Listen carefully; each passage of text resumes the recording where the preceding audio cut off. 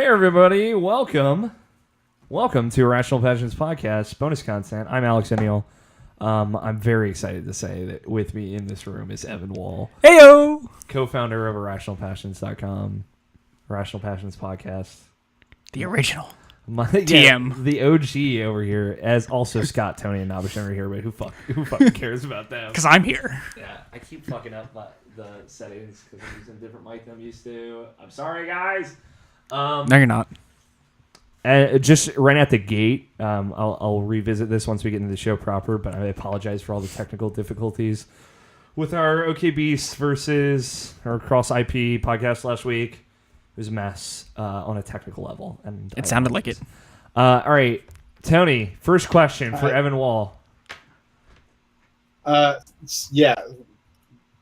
What are you doing here? What are you doing here? What am I doing here? How did you find yourself at this table? I had some free time. I don't have to work at God knows what time tomorrow morning, so I'm like, hey, Alex, can I come over? He's like, we're recording a podcast. He texted me last week, to be clear. He said, hey, are you recording tonight? I said, or this weekend? And I said, yes, from Seattle. Damn. Oh, God. And I said, what about next week? And Evan was like, I can do next week. I was like, fucking finally. Right? Evan's literally been like hitting me up like once every 3 months. I'll be like, because I never have weekends off. I know. It sucks. You can't get a Friday night off? No. Well, we're switching to Saturdays soon anyway. That makes it even less likely. Also, we're going back to Saturday recordings, everybody.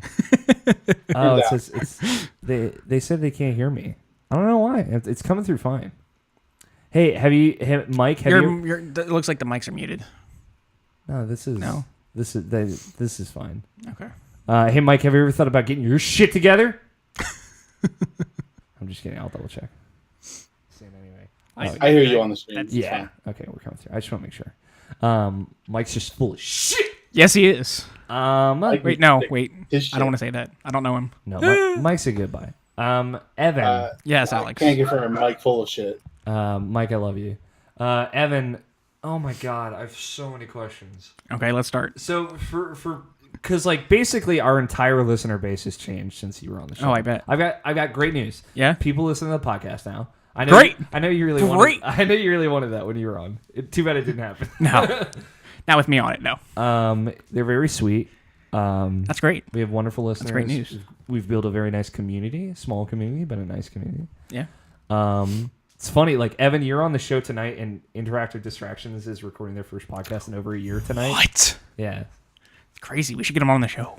Yeah, we should have those guys on the show. We actually had Jeff on the show. Yes, no, wait, do I remember that? No. Well, I mean, you were on those shows, but, like, recently, like, about less than a year ago, and it was, like, a 5-hour podcast. Because Nabish and I just kept asking him questions about Xbox. It was very interesting. Nice.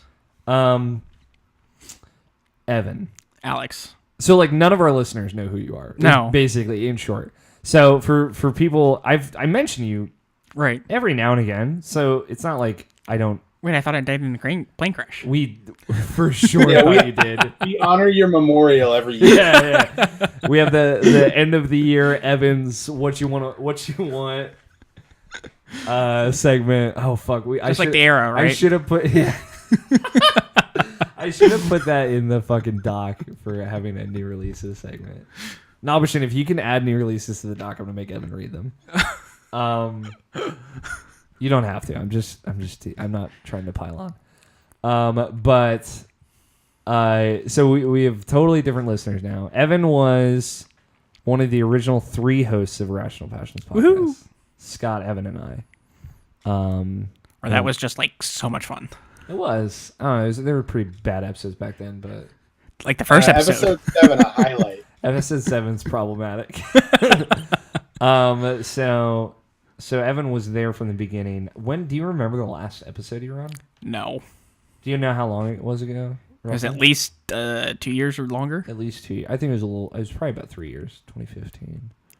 Yeah, because didn't you visit the house that blew up before this? Yeah, thank you. Let's make sure you remember. A little bit of an open wound. No. Have you never been to this house? I've been here a couple times. More than once? At least once. Okay. At least once, but not to record. We hung out for like 10 minutes, maybe. And then we had dinner or something, lunch. Yeah, I remember lunch. Okay, I just want to make sure. So I think you were on an episode with Greg Blaney, in the previous house. Maybe? I think that was the last time you were on the show, which would have been 2015. I was only in that house for 4 months, so it was a pretty close window. So between May and September of 2015. I definitely remember the apartment. Yeah, I remember the apartment. for sure. Yeah. The one that you hated so much. I didn't hate the apartment. It's just it kept fucking flooding in the hallway. Well, the landlords, but... Well, yeah, because they wouldn't do anything about it. And locking you out and... Yeah, I sent them a message at one point saying I had to use a chair as a raft to get through my hallway.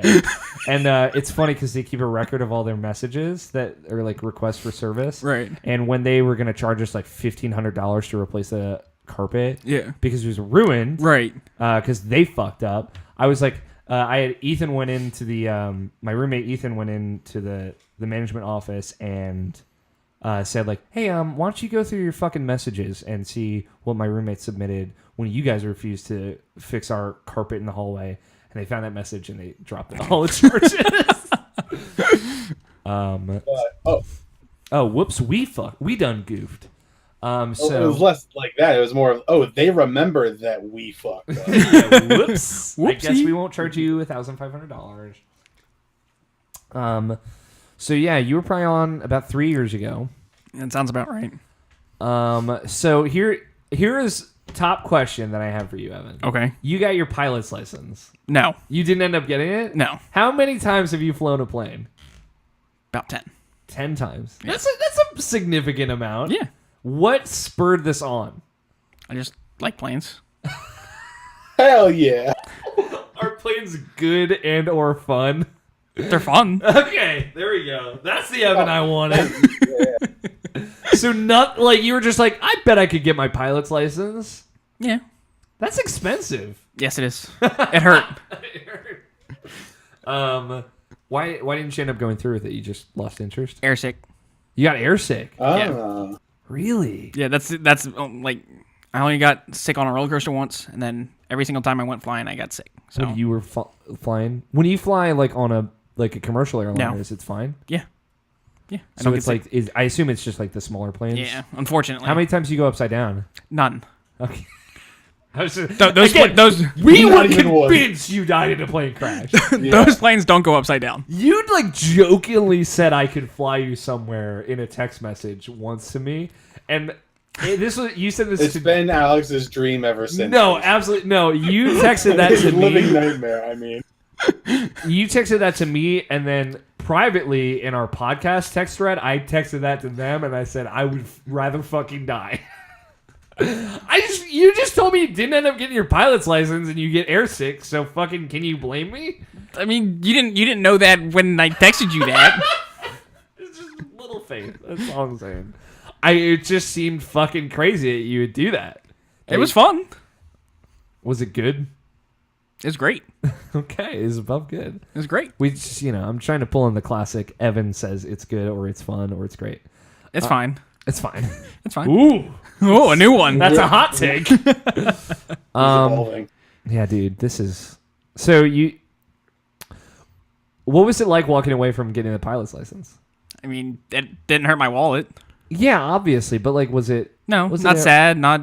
It was just I stopped. If I assume if you got sick every time you flew a plane, and you did it 10 times, like you gave it a fair shake. Yeah, I'm gonna try. I'm working on ways to fix that, but because I want to do it. Is there like a surgery you can? No. get? I just You're gonna get like super plane injected superpowers. no. I'm researching ways to get rid of air sickness, motion sickness. Okay, So you still want to get your Yeah. pilot's license? yeah.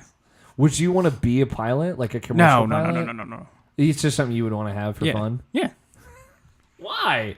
because it's fun. Yeah, wouldn't you you wanna can't just fly? answer questions with that. I want a little. I'm trying to dig deeper. I want to know more. I mean, All right, it's fun. yeah. I get it. I'm just saying. There's nothing much more to it other than it's fun. Okay. It's cool. Yes, it is. You could say Did you wear aviator glasses? No. No. Missed opportunity. Did you wear the the little pilot's hat with the little goggles? No. That bumps me out. All right. What have you been up to the last 3 years? Work. Yeah. Is that it? Basically, that's all I have had time for. So the last that's why but I left because of work. The last time, yeah, because our schedule's no longer lined up. What's it like to be a retired podcaster? I get more sleep. You just have to do this for hours every fucking Friday. Hey, dude, fucking, this is fun. Yes, it is. Okay. Do you miss it? A little bit. Not a lot. Alex is feeling really betrayed and attacked right now. Yeah, really? No. I mean, I get it. You don't no. Is it a thing where it's just not your thing anymore? A little bit, but I also don't get a lot of sleep normally. Mm-hmm. And then with the podcast, it's like less sleep than that. Yeah, I understand. We miss you. I miss you too. I mean, I'm not saying that you're bringing like some deep, insightful conversations to the show, but you brought a good energy. That's good. Yeah. That's great. This is the most backhanded compliment I'll give the whole episode. Don't worry. It's fun. It's fun. It's fun. Oh my god. It's like, again, we're fucking right back into it. Nomishan's gotten a good chuckle. Oh, that got me. This is nice. This is a little nostalgia trip. I mean, like, I wanted to have you on the show as like a kind of blast from the past type thing for a while. Obviously, you're here for the fucking 3-hour marathon that we're having tonight. So maybe if I don't fall asleep first. Yeah, you did warn me that you were very tired. So yes, I appreciate you taking the time. I don't like him here if you're tired. Yeah, dude. I've been up since 4 this morning. So about 5:30, but it was a long work day. None of us sleep anymore. No. As an update. No, Tony gets good sleep on his days off. Yeah, dude, I sleep in. Yeah. But every other day of the week, nah. So my days off are Wednesday you, and Sunday. So I do sleep in on those days. Nice. I'm sleeping in tomorrow morning. I can tell you that. was like, what if I just worked 4 weeks in a row without a day off? And I was like, dude, you shouldn't do that. No, Nabishan, don't. I did 8 days. Too late! He's like, I'm already doing it. You should have done it weeks ago. Don't. So, like, what is, now that you're not a host of a video game podcast, you're a retired podcaster, like I said. Okay. What is your relationship with video games now? Casual. Much more casual? Yeah. I mean, I feel like you were kind of like the casual voice on the show to begin with. Not that there's anything wrong with that. No. You played the Battlefields, you played the Call of Duties. Don't play Call of Duty anymore. Okay, I dropped off of Call of Duty too. It got boring. I feel like the world It got repetitive. No, fucking Call of Duty World War II is the best-selling video game of 2017. Not Battlefield 4 or 1? It was or 3? Battlefront 2 is the EA game that came out last year. So I don't care. Great. When was the last Call of Duty you played? You are the Call of Duty guy on this podcast, so this is very important. Which one was it? It was Black Ops 2. Black Ops 2 was going to be my guess. It's Black Ops 2. Then they did Ghost, which was the first one on PS4, Xbox One. It would have to be. I think I had Ghosts. I have one of them. I have, I think, at least one for was PS4. It Advanced Warfare? Yes. That was the one after Ghost. Yes. That was the last one you played? I believe so. Okay. What did you think of that one? It felt like all the others. Okay. So Advanced Warfare was the first Call of Duty game developed by Sledgehammer. Yeah. Who were the new developer in like the cycle. There's 3 now, yeah. And then Sledgehammer's second Call of Duty game was World War II, which is the one that came out last year. Or you this is very important. So Evan disclosed to me that he has built a PC before we started, which is exciting. We'll get to that. But where You didn't call Scott. Yeah, I fucked up, dude. Huh? What now? Oh, there's You didn't call Scott. I said. No, I didn't. I asked Reddit though. Scott. Okay. Oh my god. But I picked all my parts. I asked. Go ahead. I picked all my parts. I just asked Reddit, will these work? Will these work together in the same Yes. box? You could have asked Scott or Tony. I totally built PCs in the last year and a half. Like, Well, this for the was last 2 years. Evan has forgotten that we exist. So. I think I lost their numbers though. Really? Damn. All right, I'm gonna make Damn. sure that you have them Damn. so you can bother them after you leave here. That's right. I'm putting you both on blast. No. So Fuck the fake friends. We're your real friends. yeah, now, dude. Real friends? What are those? Real friends podcast together.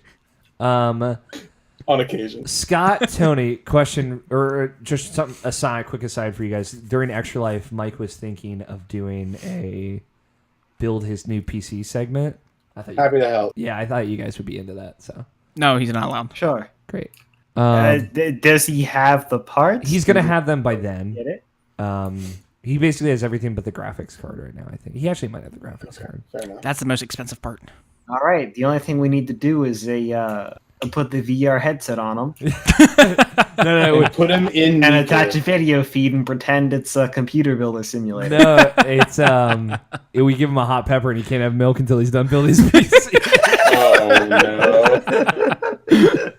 No, we're not gonna do that. But so where are I wonder you? what the hot oil would do to the PC parts. It would not do anything good. I can tell you that much. I mean, it wouldn't do much. I just think it'd be. What was it? Go It on. would probably mess with the heating. Probably. My question for you, Evan. Okay. How do you feel about the battle royale genre? Which would be like Smash Bros. No. Okay, got it. So indifferent. Have you played PUBG at all? No. Have you played Fortnite? Like 2 games. 2 games. Okay.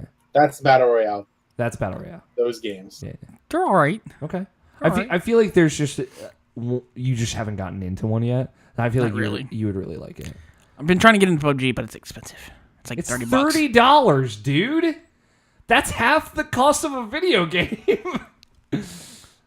You're fucking not trying to blow money on a pilot's license anymore. So. No. So you got no excuse.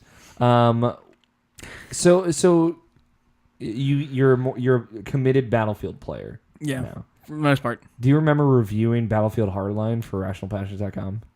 Vaguely. Okay. Vaguely. I liked your take on that game, so I don't remember. What I it don't was. play it anymore, but It's good and fun. It was good and fun. Yeah, great. I believe that was the take. 7 out of 10. Good and fun. So you're kind of more casual with video games. Yeah. But you built a PC. Yeah.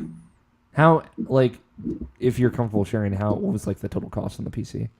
It was around $1,200 Okay. after everything was said and done. Windows, PC, the keyboard, mouse, Yeah, everything like that. Yeah. What graphics card did you get? I don't even remember. Really? You don't know? I can look it up. Look it up. I'm just really curious because I just want to know where it's at. Mike in our chat says if you bring hot peppers anywhere near my PC parts, I will fight you. He says he has the GPU, he just needs the CPU. Okay. That's good. So you're still playing games though regularly. Yeah. Do you still roll with like a group or play with anybody online? No. I They noticed- all stopped playing. Scott and Tony still play games online, you know. Get Monster Hunter World and play with Tony. It'll fucking chirp you. I'm sorry. I'm speaking. Evan, get a kick out of this. Yeah. We still play with Jay in Gaza. On WoW? No. On everything. John, everything. Yeah, they play like everything together. Nice. Are those guys from MineRP?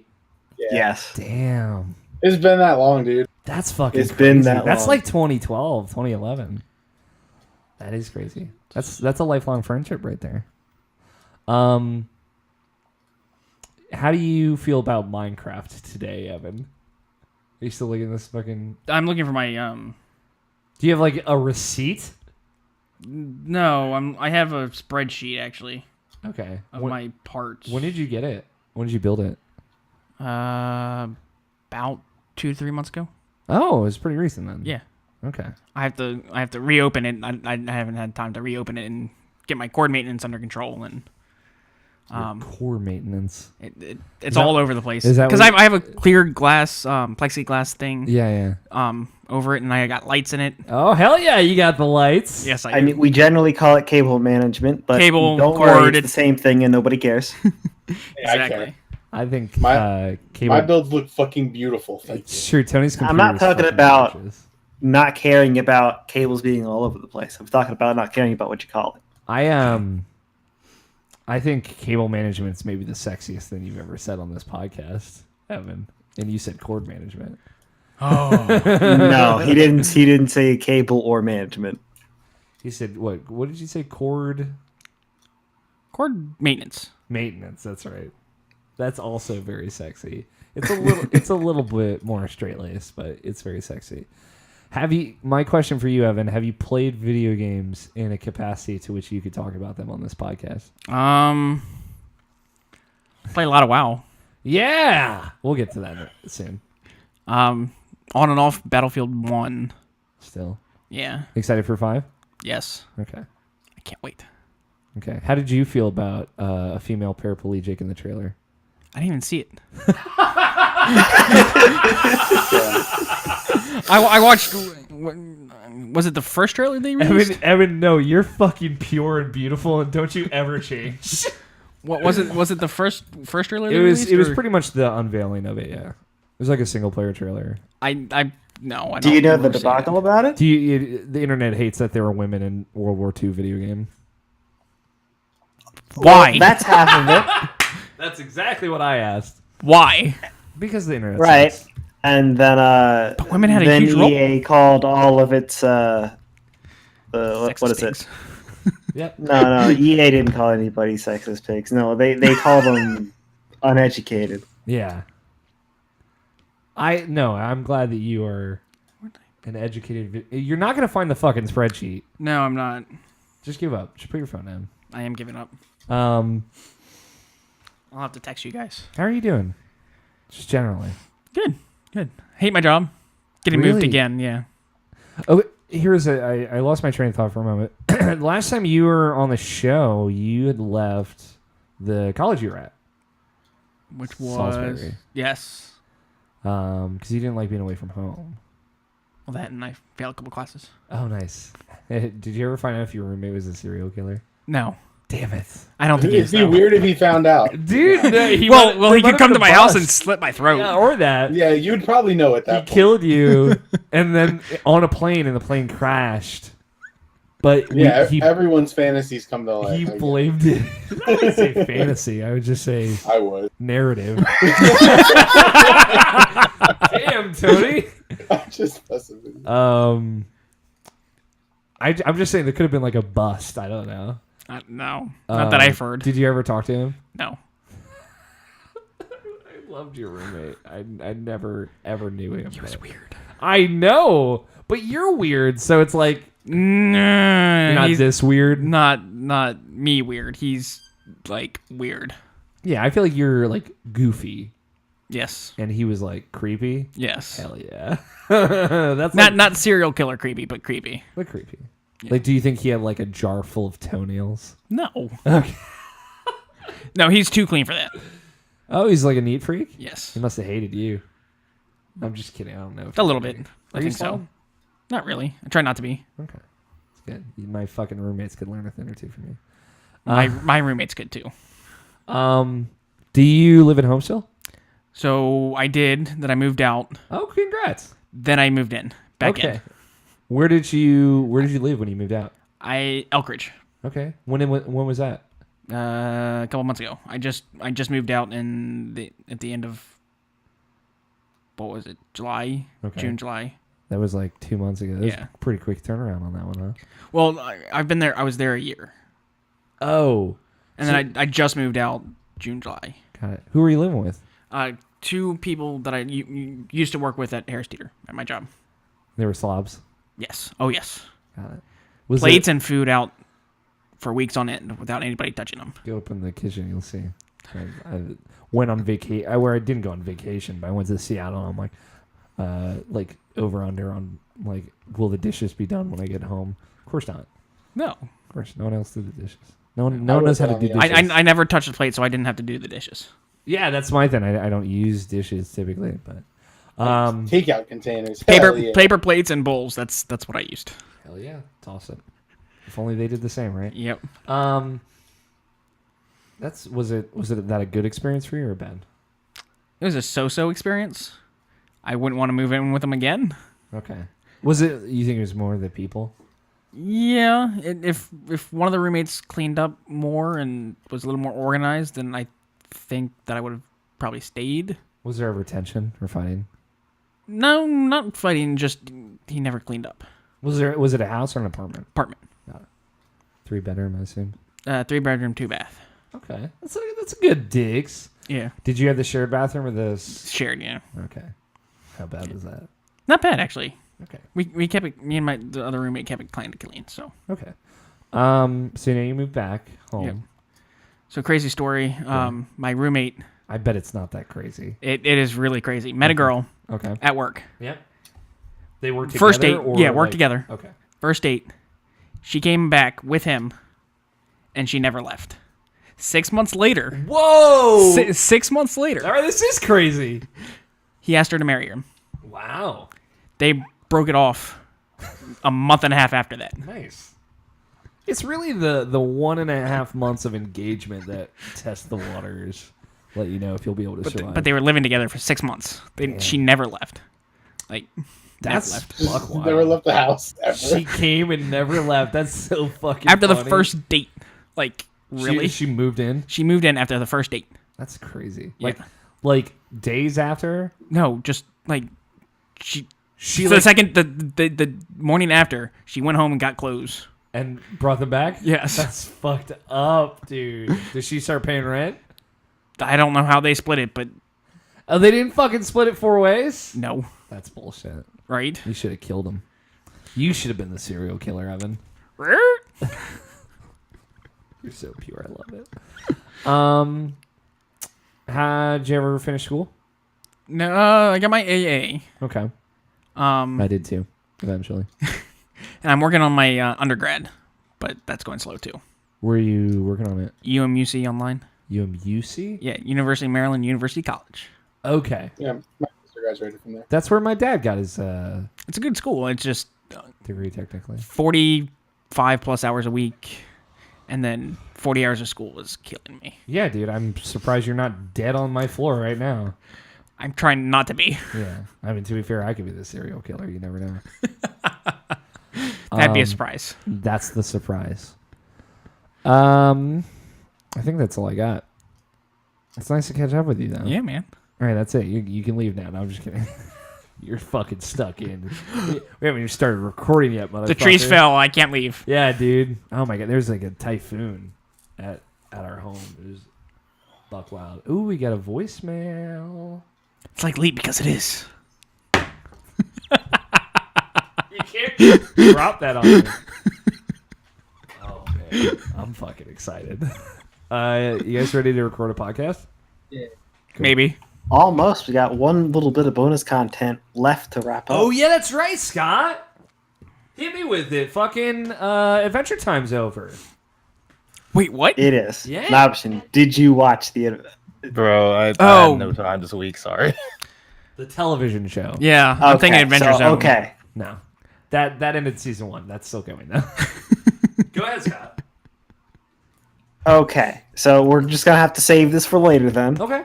Because this has to wait till the option's all caught up. I want to hear both your thoughts. I want this to happen.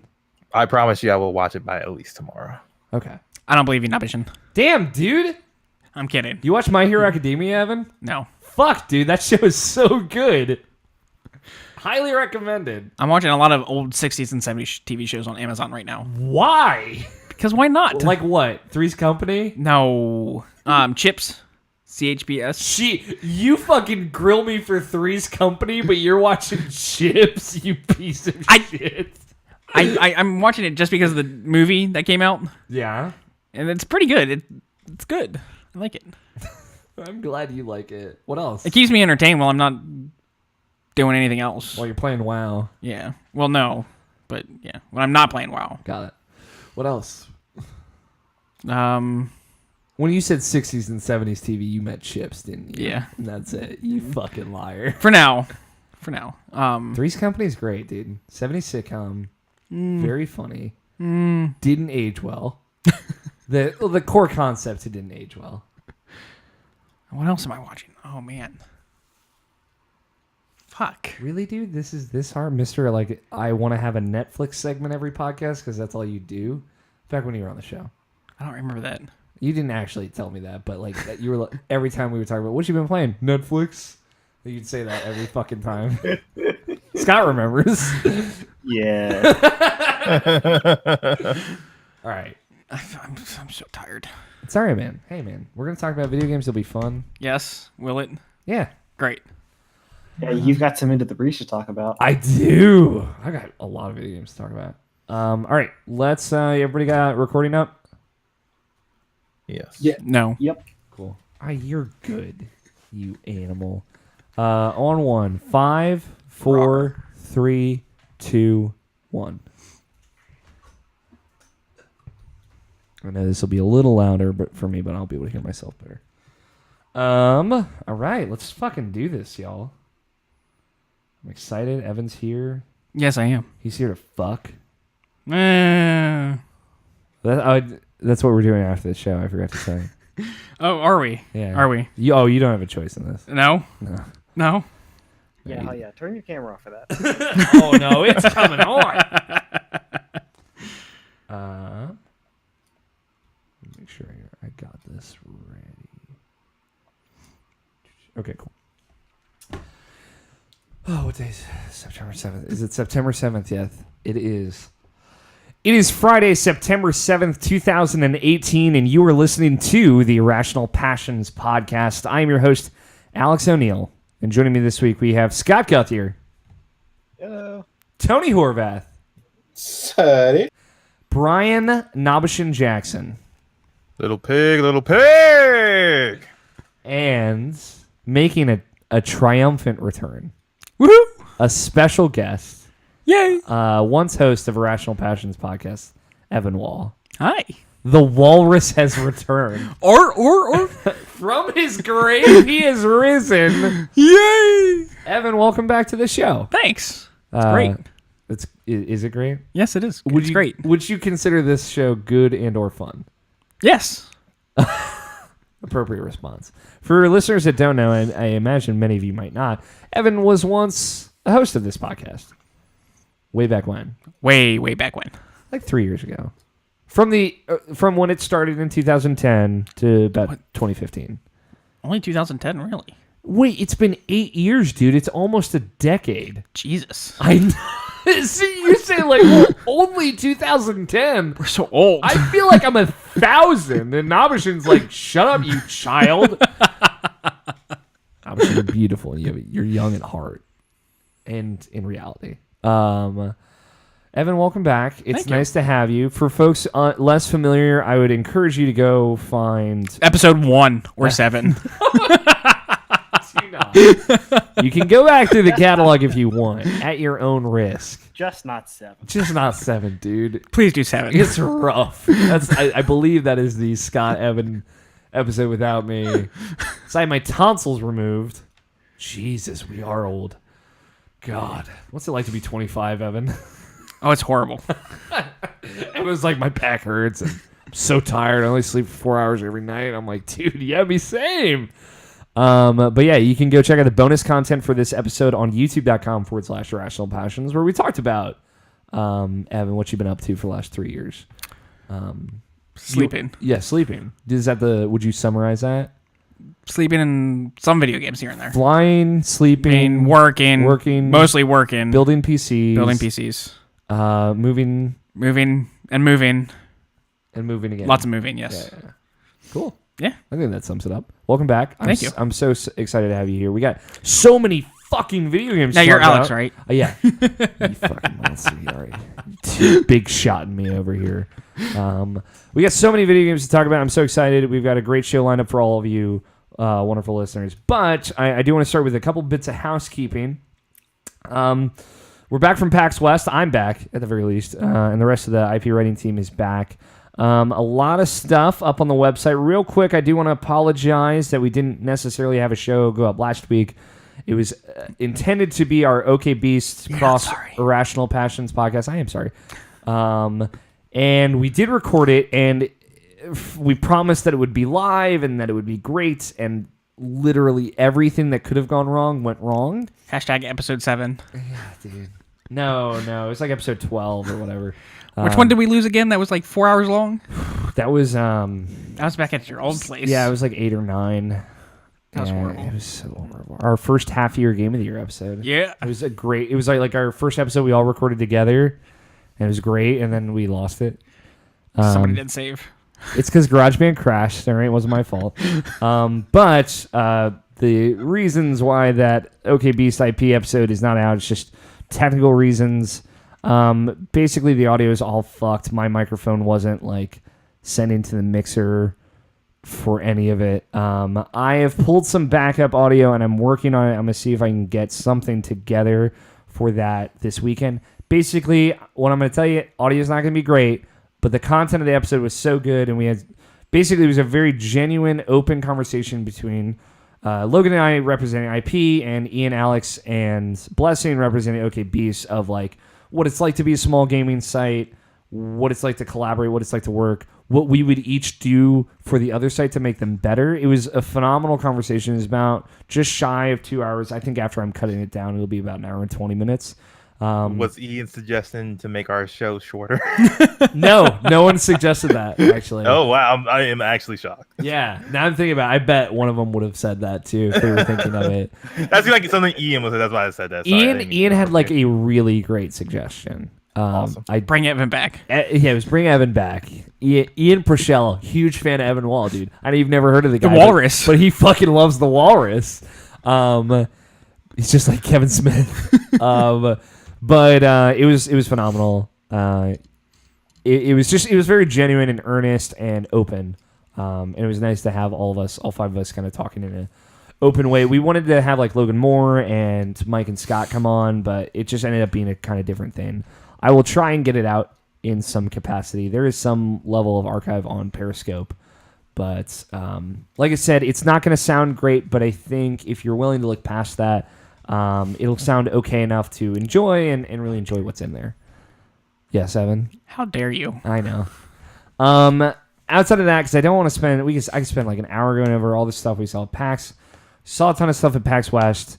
It was amazing. We had a great time. I got sick while I was there, which was terrible. It was like the PAX flu, man. The PAX flu on set while I was at the show still. I was like, Jesus Christ. The on-set PAX flu. We're going to talk about, I do want to talk about a couple of games that I saw there that we'll get to once we really start games. But I'm going to let y'all know. I played a lot of Spelunky 2. And if anyone has Spelunky 2 questions, we will be getting to those in a moment. It was really funny. I'll talk to you about it in a minute. But we all played a whole bunch of games. A couple of preview highlights, because there's a ton of previews up on IrrationalPod.com. You can go check them out right now. A couple of highlights that I'm particularly fond of.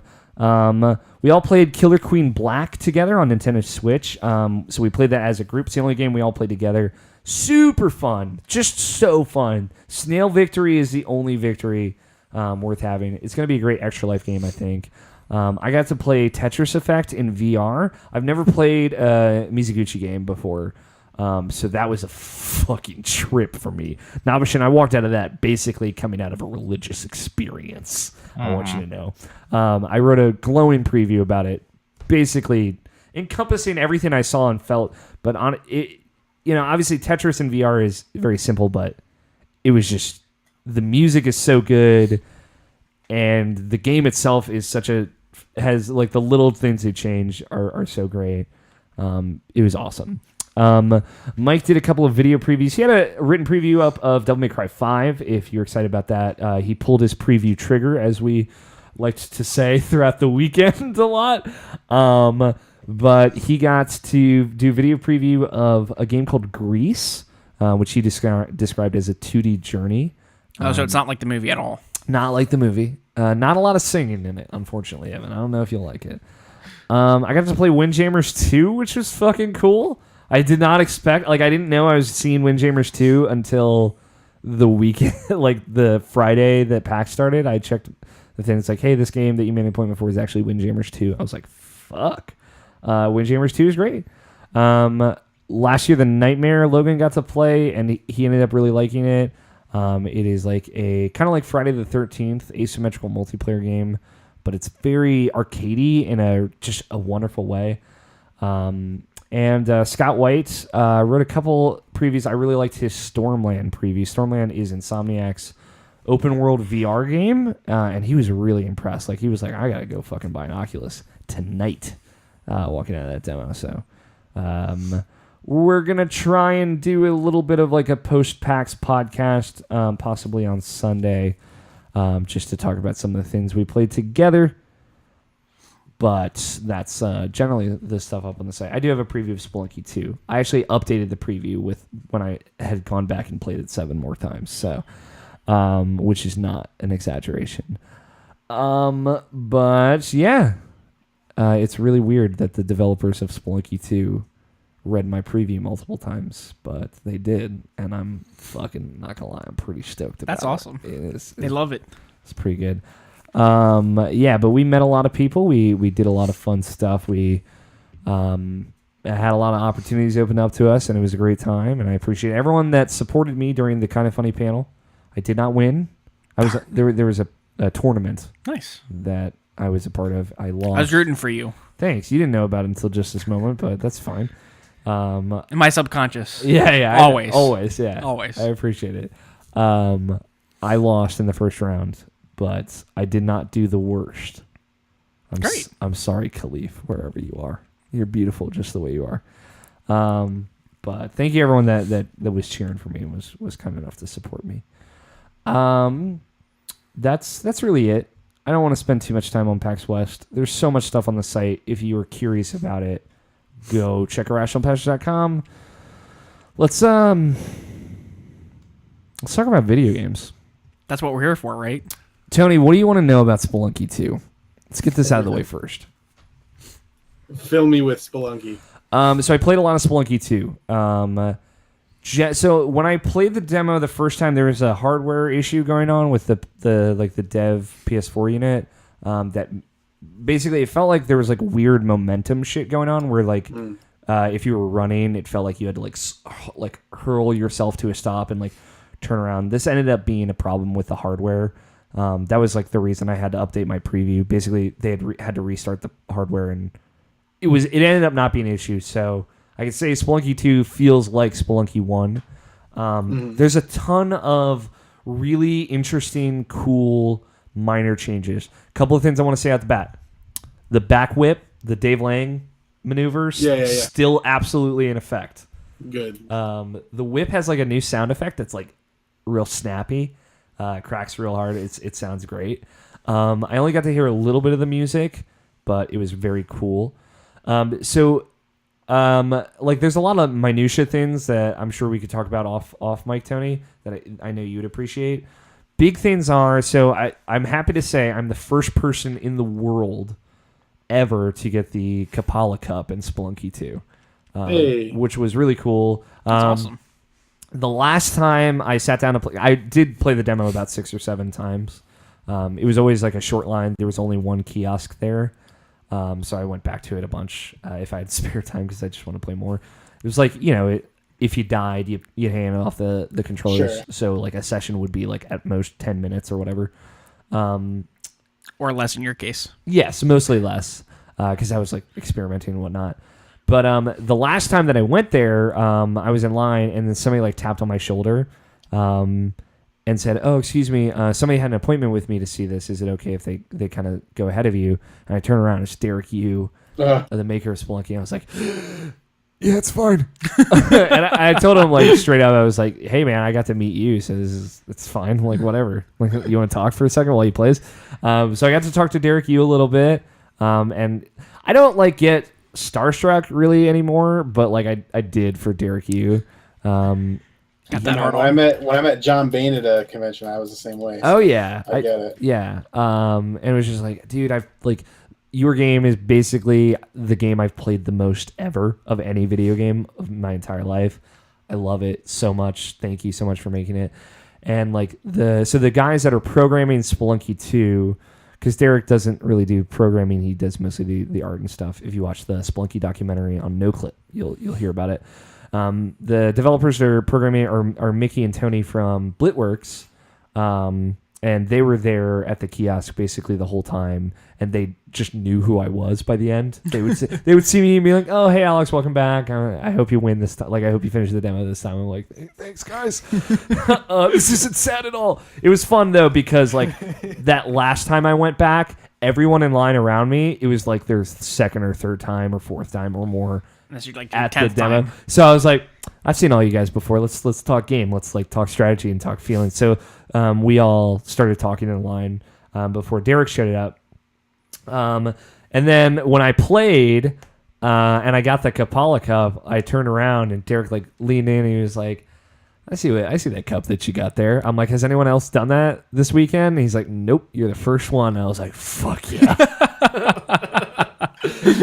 But what's really cool about Spelunky, there's a lot of new like effects and physics, a lot of new enemies. The big thing is, so Derek said that it would always be the case, but the way it's laid out in the demo that I played might be specific to that demo. Basically, the layout of 1.4 was generally always the same. So World 1, Level 4. So basically, before you go to World 2, there is like 4 layers, and then in the middle, there's like a boss enemy who's like this big, like he's like a big caveman guy with like a pelt on his back, and you have to beat him, and he drops a matic, and like if he hits you, you die in one hit. So again, I think that part of it was just for the demo, but the coolest thing about 1.4 is there are 2 exits. In the bottom left corner, there is an exit that goes to the jungle. In the bottom right corner, there's an exit that goes to new alternative version of World 2, the volcano. The volcano is a lot like hell from the original Spelunky, so the secret 5th world. Aren't you on the moon in that game? So yeah, it takes place on the moon. That's awesome. But there's like- a jungle? Like, if you look at Spelunky 1, you start in a desert, you go into a mine in the second world, and that is also a jungle. So It's a jungle within a jungle. it's just It's jungleception. it's an underground jungle. Hell yeah. There are no rules in Spelunky, Nabishan. Why are you looking for fucking alternative facts right now? Fake news. That's questions. No, I understand. Just teasing. But yeah, so like, just it is a jungle. So basically, there are 2 versions of World 2. I don't know if there are 2 versions of World 3 and 4, because the demo ends at basically 3-1. It just like goes to like a screen where you see Olmec and then it ends. But again, I don't even know if Olmec's going to be in the final version of that game. But I thought that was really cool. Another big thing about Spelunky 2 is there are layers to each level, so you can go into a background layer of every level. Like an ogre? Yeah, it's exactly like an ogre or an onion. But in the mines in the first world, the background layer was always like pitch black. There's a trailer out there, and in that they show like the background layer of the jungle, and it's like not pitch black, but I don't know how it's going to play out in the final game. But basically, the background layer is all interconnected, and like there are secret items back there. There are secret ways to get to the background layer. Like the shopkeeper can have like a cage with a background, like a door, like a cage, a locked door essentially, and you can buy a special key from the shopkeeper called the skeleton key, and you go back there and it'll have something behind it that is typically someone that is alive, so like a hired hand or a damsel, things like that. So there's a lot of new literal and figurative layers to the gameplay. A lot of new traps, a lot of new enemies, a lot of new like ambiance. There are mounts in the game. You can ride animals in it. The only is some beeping going on from a neighbor. The only animal there are 2 that they showed in the demo. One is a turkey, which is pretty funny, and the other is like a goat that spits fire that you can see in like the volcano level. But the cool thing, you jump on the animal's back and it runs wild for a couple of seconds, and then eventually it like hearts appear over its head, and you tame it, and that way you can use it. So when you're riding a mount, if you take fall damage, it'll take damage for you. If you like get hit by an arrow, it'll take the damage for you. And it can double jump, So it gives you kind of like Vlad's Cape, the turkey. Vlad's Cape's an item from Spelunky 1, but you can like jump and then jump again and then hold the jump button to like flutter down.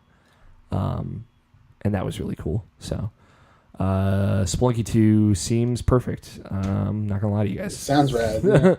Yeah, all the new stuff is really cool. The core mystery parts of Spelunky are there. Like, I didn't end up I got it once, but the gold key and the gold chest are still somewhere in the mines. The gold chest is now always in that background layer.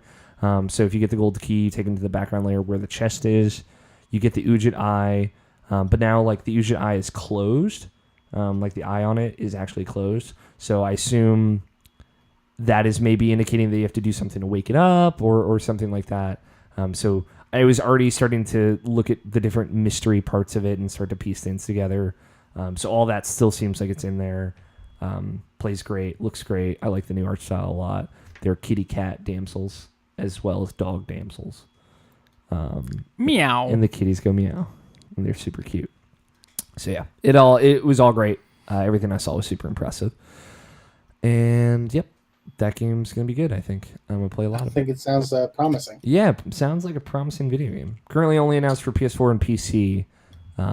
So I had a wager that it comes to Switch. I was saying like motherfuckers better put that on. I said that to Derek Yu and he smiled and nodded but didn't say anything. Well, if he didn't say anything, he obviously nothing happened there. No confirmed. I can't confirm anything. Can't confirm or deny this fact. I'm not trying to spread rumors here, but I planted a seed. It got announced at the same time as Guacamelee 2, so I'm assuming when Guacamelee 2 goes on Switch, it'll follow suit. It's probably like a launch thing. It's launch exclusivity, I believe. Yeah. But Tetris Effect is fucking cool. Did you want to know anything about Tetris Effect, Namashan? No, I want more about Spelunky. Any other Spelunky related questions? Do you spelunk? Yes. Any new items that you tried out? So I'm trying. A lot of the items have new sprites, but I don't know if I saw. Oh no, I think the one new item in the demo is the crossbow, and so that kind of ties into some new mechanics in there. So like, crossbow has one arrow in it. You can grab other arrows from like arrow traps or stuff in the mines and whatnot, and refill it. But you can shoot an arrow into a wall and then jump on the arrow and then climb up the wall, which is pretty cool. So there's a whole poison mechanic in the game now. I'm not positive how it works, but if you remember the cobras from Spelunky 1, they spit like venom. If they hit you with the venom, you get poisoned. I don't know how it works, like I said. You die. I mean, I assume eventually you die. I did see like someone, when I was watching someone play, they got poisoned, they went through a door, and they were still poisoned when they came out on the other end. So I don't know if it's a thing where you have to get healed at some point, or else you'll keep taking damage over time. I'm not sure. But a cool thing is you can shoot an arrow through a cobra snake, and it becomes a poison arrow, and then you can use that to poison enemies, which I thought was rad. Radical, dude. The ghost comes after 3 minutes now instead of 2 minutes and 30 seconds. I don't know if that was something just for that demo, but did make a big difference. I did ghost a gem. I was the only person to do that also. When I did it, the Blitworks developers behind me just openly started laughing. And I was like, I had to. So like when I posted my Spelunky preview, someone like came in the comments on it and was like, hey, how many hours have you put into Spelunky HD? Just asking. You seem like you might know what you're talking about. Here's a link to this Discord. And it was like clear. I got in the Discord, and they were like, this Alfighter guy on Twitter's talking about some weird input lag or momentum issues in Spelunky 2. He might know what he's talking about. I don't know who he is. And so like I got in there. I'm like, listen, I played like 1,000 hours to Spelunky 1. I know what I'm talking about. Let's talk. And then so they would give me a laundry list of things to try. And then I would go back the next day and play it and like try all the things I could try. And like I established this rapport with this weird Spelunky Discord, and it was like great. Like I was like ravenously seeking someone to talk Spelunky about the whole weekend because none of the fucking IP people have ever touched it. Secretly aiding the developers of like Cave Explorer 5. I don't know. I could be. The chief competitor. I'm a corporate spy. Dude, I'll play Cave Explorer 5. I'm here for it. But again, like it was a thing where when I went back the second day, after I played, the Blitworks guys were there. They weren't there the first time. I was like, hey, like, do you mind if I ask you guys a few questions? And they're like, yeah, sure. And I was like, when I was playing yesterday, it felt like there was some weird momentum stuff, and they're like, "Oh yeah, we read your preview. We're working on it." And I was like, "Okay, I mean, I guess the question has been answered." But they told me like basically they've been working on Spelunky 2 for 3 years. Damn. Which is it wasn't announced until last year, so yeah, they've been working on it for a while. Which I fucking knew somewhere in my heart that was true. Y'all know it. I talked about it on this podcast. I said Spelunky 2 is happening. But they said like they've played it so much that if they had to rebuild all of the like physics and mechanics from Spelunky 1 in Spelunky 2 from scratch. So if there was something that's off or something weird like the momentum thing that ended up being an environmental issue, then they might just not notice it because they've just been playing this version of this game for so long. And that they're gonna, obviously play test it and QA it and make sure it's right by the time it comes out. So they better, yeah, or Alex will be mad. No, it's perfect. Don't worry. What else you got, Ocean? Did they ever say the amount of stages is in the game? No, they said that when I asked them that, they said that this demo goes to 1.3 or 3.1. Okay. I do believe like they showed like kind of like a Japanese or Chinese style, like underwater-ish or like watery looking stage. I believe that is World 3. Again, I don't know if there's an alternate World 3. There's like in that trailer they put out, there's like this crazy looking snake temple. I don't know if that's like a hidden level or a bonus level, kind of like the castle and stuff in Spelunky 1. I don't know, man. You remember Spelunky, Evan. It's a good game. Yeah. It's a good game. Oh, yeah. So you're going to the moon, but there's nothing based on the moon about it? Because I was going to ask, like, would there be bunnies in that game? I would say there probably will be, but it's not.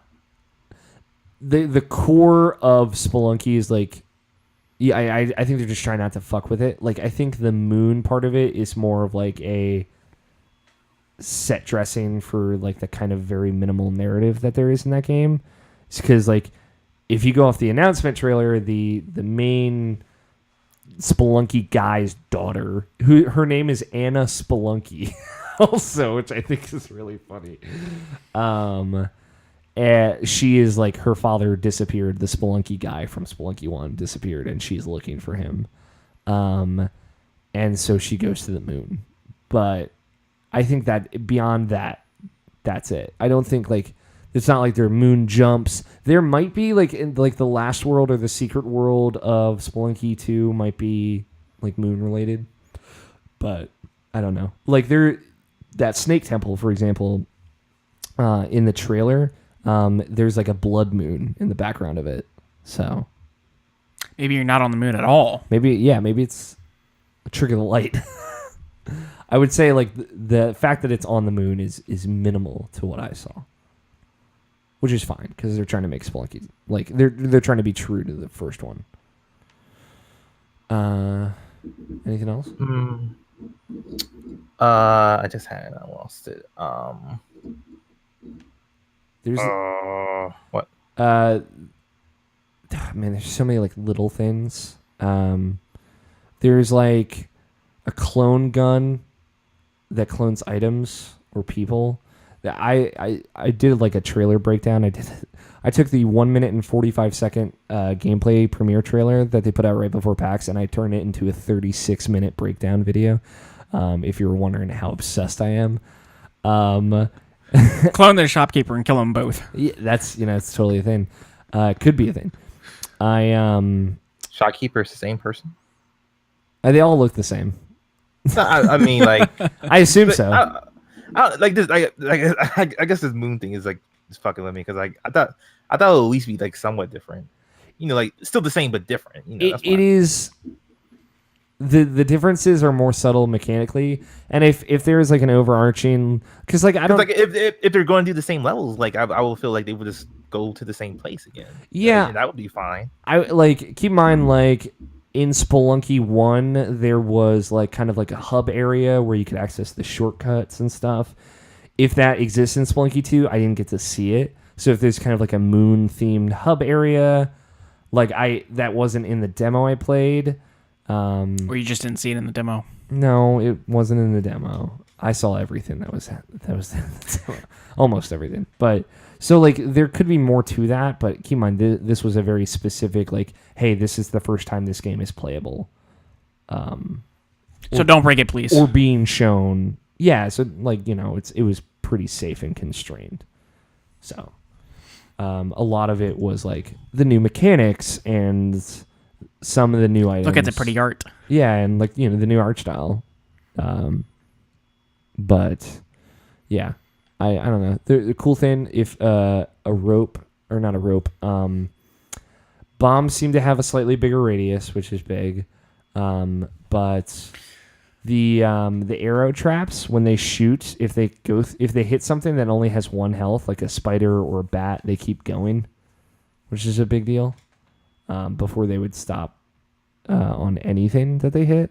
But now arrows are far more deadly. So gotta watch out. Is Anna Spelunky the only character that quote unquote matters in that game, or are the other ones that are like just joke characters? I don't know.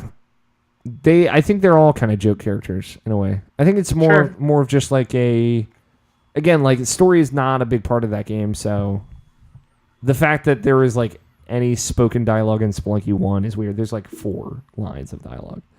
But Anna Spelunky is the daughter of the Spelunky guy.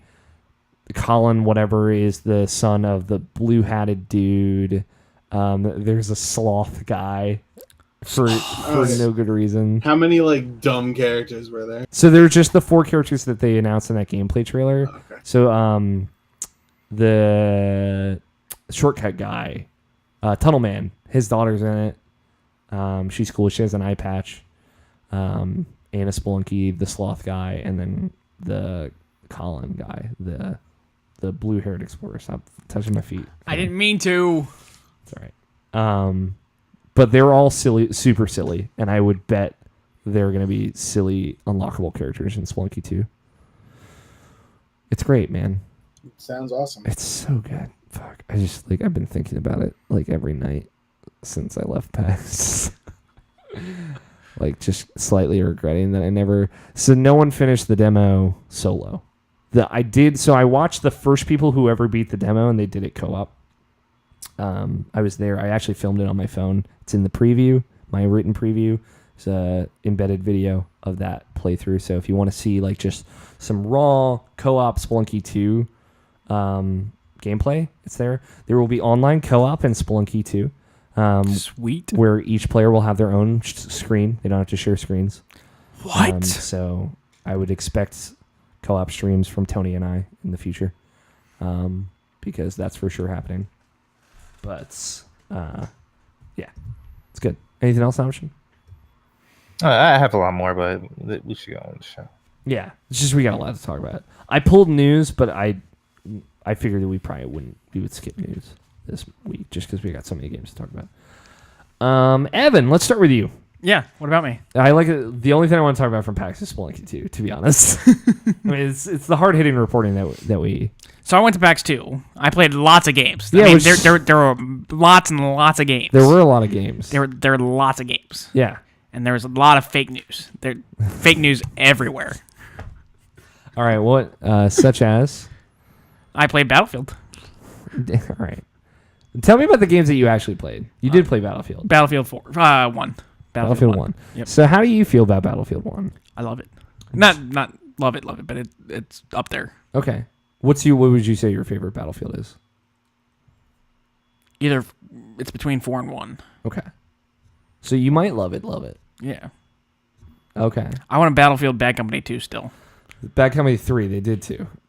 What? Yeah, whatever. I want the next one. We all want a Battlefield Bad Company 3, and they refused to make it, and I'm still pissed off about it. Me too.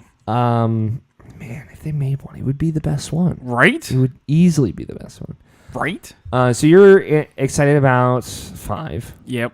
I'm curious because Battlefield 5 might... And the new Assassin's Creed. Okay. I'm also excited about Odyssey. I haven't played the other one much. Origins? Yeah. Did you get it? Yeah. Did you played a little bit? I played a little bit. I mean, It's very good. it was all right. It's very good. After all the other ones, It's different. It wasn't my favorite. It's definitely different. But They made it an open world RPG. yeah. Instead of like what Assassin's Creed used to be. Well, I feel like they were all kind of like that anyway. But now there's like just straight up Yeah. weapons and loot and levels Yeah. and a skill tree. Yeah. Like there were skill trees before, but it was like Not as thought out. not as like straight line RPG. Which not took it away from it, but it can kind of confused me. It hurt my brain.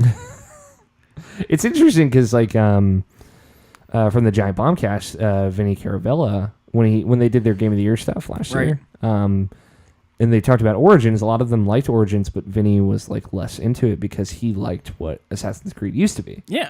So- And then from what I saw, there was not a lot of out of world time, no, out of barely Animus any. time. Yeah, and that I like that time too because it also told part of the story. Yeah, but to be fair, like the kind of present day character in that game is terrible. That's true, but it's still part of the story Yeah, but I mean, so have you played all of them? for the most part. You play Unity? Yes, What was the one after that? Syndicate? I believe so. That was the one in London. Yes, So- I think I played all of them except for 1 and 2. Really? Yes, Okay. So you started at Brotherhood, I believe so. then Revelations, Yep, then 3, yep, then 4, yes, Black Flag. yes. That was Love cool. Black Flag. Yeah, I know you love that game. Then Unity, Yep, then Syndicate. yep, Then they took a year off. yep. I think that's when they took a year off. There was a year off in there somewhere. Yes, and then Origins. Origins, and then the next one. Now Odyssey. And then Red Dead Redemption's coming this year, too. Yeah, dude. I can't wait. Are you stoked? Yes. Do you play GTA 5 still? No. Okay. Do you like that game? It's all right. Okay. I don't like the online aspect of it. Okay. It's still making money for them. I know. We talk about it every time NPDs happen. Like, that game still sells. Oh, I bet. I know. It's crazy. It's in the top 10 best-selling games of of each month in North America. It's crazy. Almost every month. It's crazy. Still. That game came out in 2013. Dads are probably buying it for their 10-year-old sons. There definitely are. Back to Battlefield. Back to Battlefield. What do you play on Battlefield 1? What multiplayer mode do you play? Mostly Capture the Flag. Really? Conquest, yeah. Oh, Conquest. Capture the Flag is different than Conquest. Yes. But Conquest. I was like, Mostly fucking- Conquest. It's Halo 2 all up in this. No. Okay, Conquest, yeah, 'cause that's the big one. Yeah. How did you feel about them going to World War One? Different. Hmm. Different. Good, different, or bad? It's not good or bad. Somewhere in the middle? Somewhere in the middle. It wasn't a good move, but it wasn't a bad move. Mm-hmm. Like Call of Duty did not do it well. They didn't. Well, I mean, they went to World War II. Well, but they went futuristic. Yeah. Battlefield had that opportunity, and I'm kind of glad they didn't do that. Mm-hmm. They went back instead of going forward. I think that's coming. I think that's going to happen at some point. I mean, they did Battlefield 2049 fucking That was years ago. ago, yeah. And, like, no one talks about that game. No, so, I mean, I'm glad they went back and not followed what Battlefield or Call of Duty did. Yeah. Which I'm kind of happy about. You didn't like the futuristic stuff? No. Okay. It was not that it wasn't realistic, but it wasn't realistic because it's not. I mean, It was just too over the top for you. yeah. Fucking Like mech suits. Mech suits, yeah, I was going to Like- say. The thing, we don't even have mech suits. I mean, like, really? I mean, it's future. future warfare, man. I was into that. Like, I was into robots and drones and shit. I thought it was cool. We have drones now. It's nothing special. But like, it's drones is a very large component of the Black Ops 2 story mode, so. and Black Ops 3. In Black Ops 3, you're like going into people's minds, and Yeah. it's fucking weird. Yes, it is. Okay, but so like you like Battlefield 1, you wish it was more modern. So like No, not more modern. I not more modern. I mean like more future than World War 1. a little bit. Yeah. I can't wait for Battlefield 2. That look. Battlefield 5. Yes. It's- World War 2. Yeah. That looks fun. Yeah. That looks fun. It's weird because like one of my first ever first-person shooters I ever played was 1942, the original Battlefield. The Road to Rome expansion with that, and like I have like a nostalgic love for World War II Battlefield. If it's done right, then it can be a good game. Yeah, I think If they so. tell the story not correctly, but better than other people have. Yeah. Mm-hmm. And how did you feel about the story mode in Battlefield 1? Because it was like this totally different thing that they did for that. It was different. A lot of difference. I mean, so they did. That didn't really throw me off. Mhm. It was just like, what? Were some like better than others for you? Because it was For the different, most part, yeah. different little vignettes Yeah. of like different parts of the war. War and then different countries, and Mm-hmm. it was weird. But it was weird. Friend of the show, Nato Johnston, was a big fan of it because there was like a representation of like the Australia-New Zealand front, Yeah. which is not represented at all. He's from Australia, so Nice. I thought it's a cool idea. Obviously, like the World War One is spread out in such a way that I feel like World War II is like More condensed. yeah, it's more like it's either the European theater or the Western Front of the United States, like the Japanese Western Front. So like, but obviously there were other aspects to that war. It was World War II, like it was very much spread out to different parts of the world. But I think like as far as them trying to do that story, as little of that story mode that I ended up playing, I thought it was cool. It's a cool attempt. Yeah, it is. And they're doing something similar for Battlefield 5, I know. But obviously it's just the European theater, I think. So no, that was Call of Duty World War II. So they're trying to do the vignettes thing again. So hopefully it works for you. Maybe. I like the Lin- storyline. Linear story more. Yeah. Yeah. 'Cause it tells more of a story than like. I feel like the way they did it in one is telling a broader sense of the story and not just like. And it's shorter too. It felt shorter. Mm-hmm. And that's not bad. I like it to take a while. Yeah. To tell a story. Yeah. Didn't Like really tell a a story. front to back narrative. Yeah, I gotcha. Didn't really tell a story with me. I feel like there's a way to do the vignettes thing and have it all kind of culminate together, though. I think so too, but I haven't really explored it. Yeah. Hopefully, I played it once and I'm like, yeah, I'm not doing this again. hopefully 5 will kind of Hopefully. do that better. Have you played the Battlefield 5 beta at all yet? Not yet. I think it started like yesterday. Yes. It's on. I know it's on PS4. I got an email yesterday, I think, about it. Yeah, there you go. Getting those EA email blasts. Well, since I pre-ordered it, so. there you go. You're totally out on Black Ops 4. Yes. You're not Nope. touching Call of Duty. Nope. How do you feel about them dropping the campaign? Not a. Eh. Did you know I about like that? I kind of, sort of. I heard something about it, but I just, right There's outside no my single head. player campaign in this year's Call of Duty. I don't like that. Okay. I like to do the campaign. I mean, it's part of the game. Yeah, you and me always had, I think, a very similar tradition of like play Playing through the campaign, then go to multiplayer. Yeah.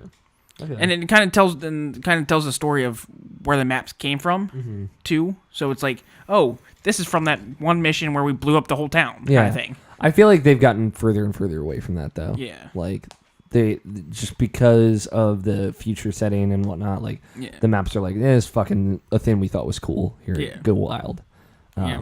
And Nuketown is in all video games now, so it's like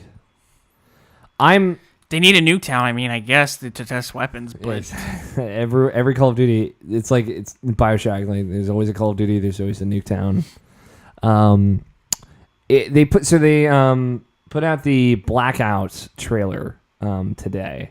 I think Blackout looks awesome. I have not seen it. So Blackout is the battle royale mode Okay. in Call of Duty 4 or Black Ops 4. I forgot the player count. It's like 86 or something. Jeez. Most battle royale modes are 100 players. Yeah. Do you understand the concept of battle royale? Yeah. 100 players drop onto a map. Yeah. Rings, Fortnite. ring closing in. Fortnite's the biggest thing in the world right now.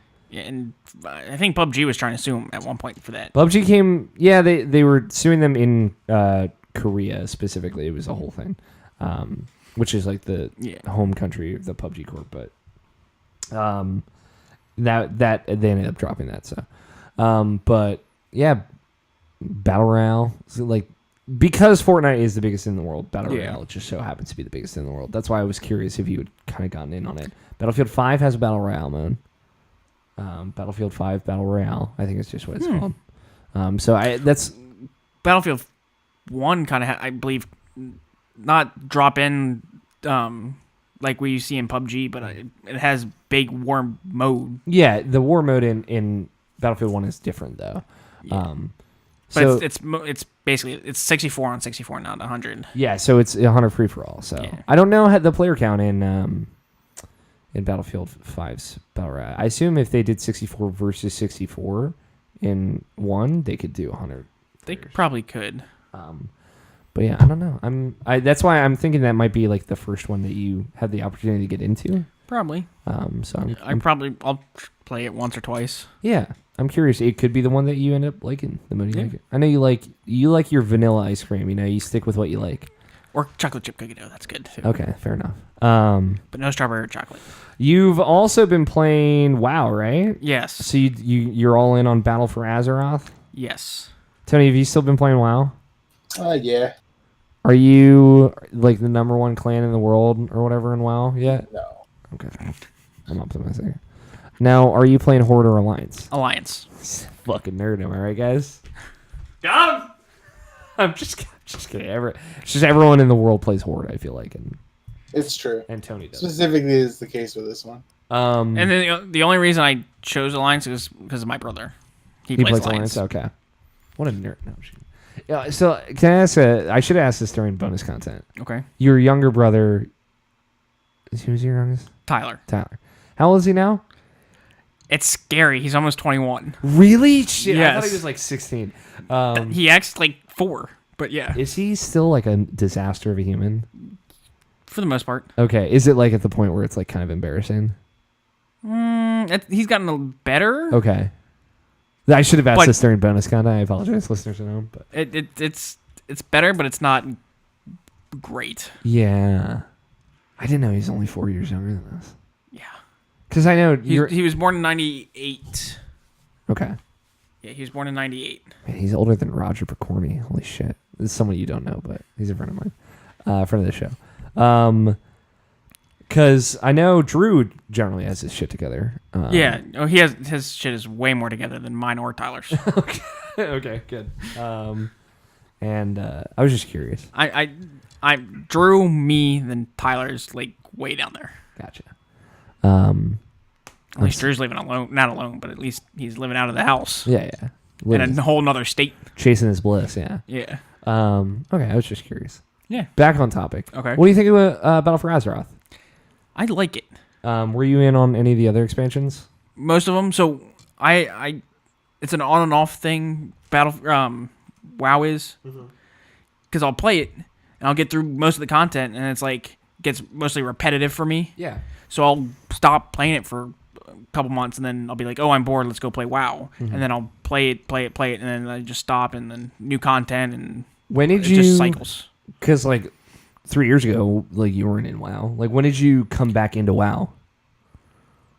It was about a year or two ago. Okay. After I got off the podcast. Yeah.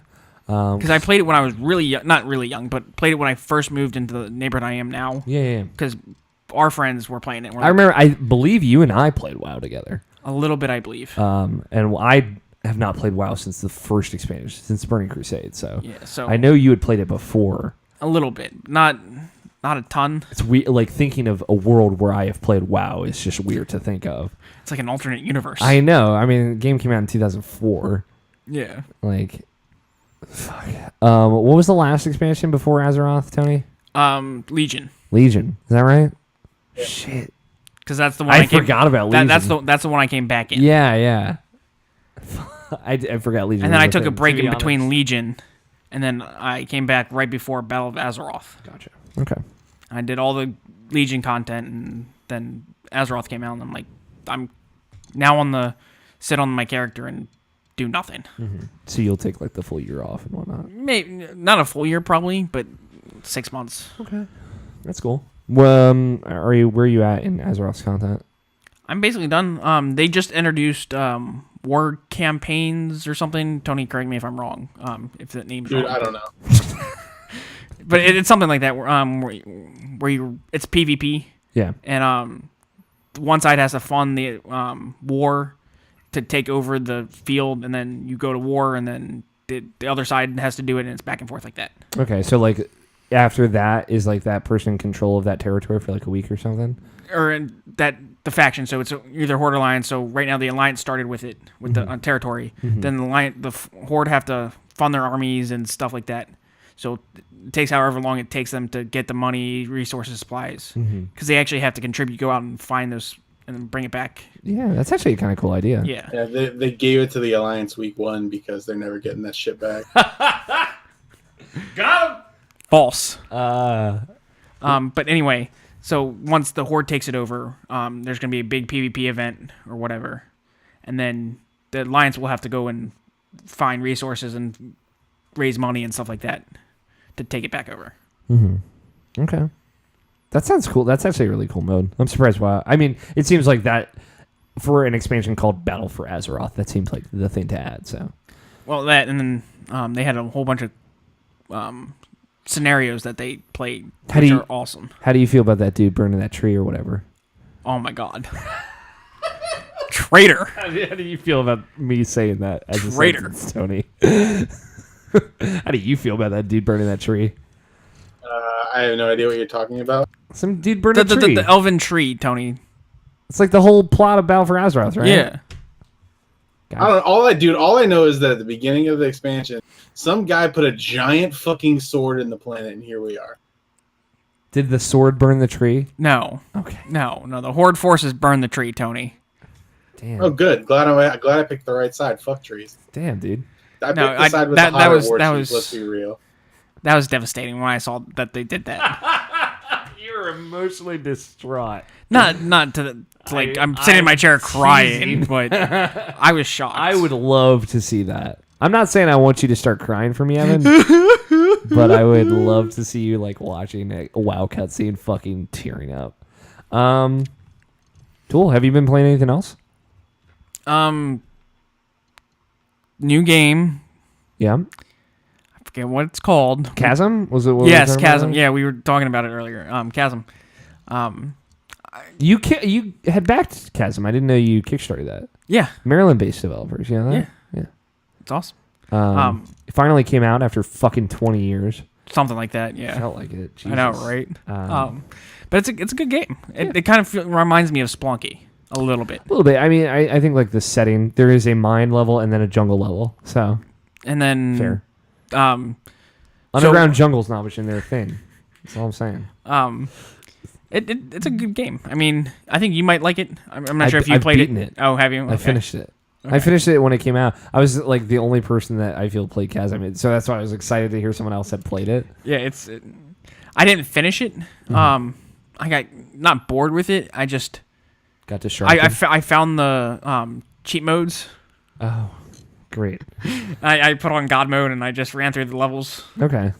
And I was just like, oh, this is cool. Oh, I would have never beat the game. It would have taken me probably 2,000 hours to beat the game. It took me 9 hours to finish that game, so Fuck you. it's very disappointing to hear. But I'm not a good platformer player anyway, so It's very Castlevania, so yeah. Cool. I mean, it's a cool game. I wish more people played it. It's one of those things like, so Chasm's like a Metroidvania, Yeah. and like 12 Metroidvanias came out in August. Okay. Like Dead Cells, Guacamelee 2, Death's Gambit. I have a code for Death's Gambit. I should play that game. And like one other, I feel like I'm forgetting. Messenger. The Messenger, yeah. So yeah, a lot of that kind of game came out in the same month, and I would say most of those other ones are better than Chasm, unfortunately. They did a good job with Yeah, I think so. the art style. The art style is amazing. Yeah, I think the sprite work is really good in the game. So it's just like it's pretty straight laced. It's like I don't think it does anything too cool or crazy. I think it's fun. The wall jumping really got me. Like good way or bad way? I mean, Don't bad say way, different. but it was different because the way that normal wall jumping works. It's got like a weird window. Yes, I know what you're talking about. and I got so frustrated trying because you jump down the hole to get it, Yeah. and you have to jump back up, Yeah. and I'm like, I can't get back up. Yeah. I'm gonna be stuck. It's one of those things where like you just want to like wall jump on the same wall Yeah. and like wall Or jump even way back up. and forth, but the way they did the back and forth was totally different. You had like a split second to switch your view before you fell. Yeah. I'm like, You get better as you play more. yeah. Anything else, Evan?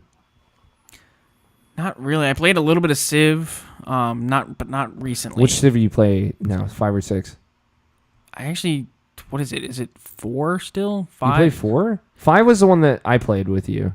Which one? It was the one before Beyond Earth. That's 5. It's a 5. Okay. You haven't jumped over to 6 yet? No, I think I have. I just haven't played it really. Okay.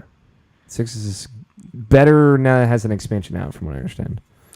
And then the way they totally did, they messed with the game mechanics with it too.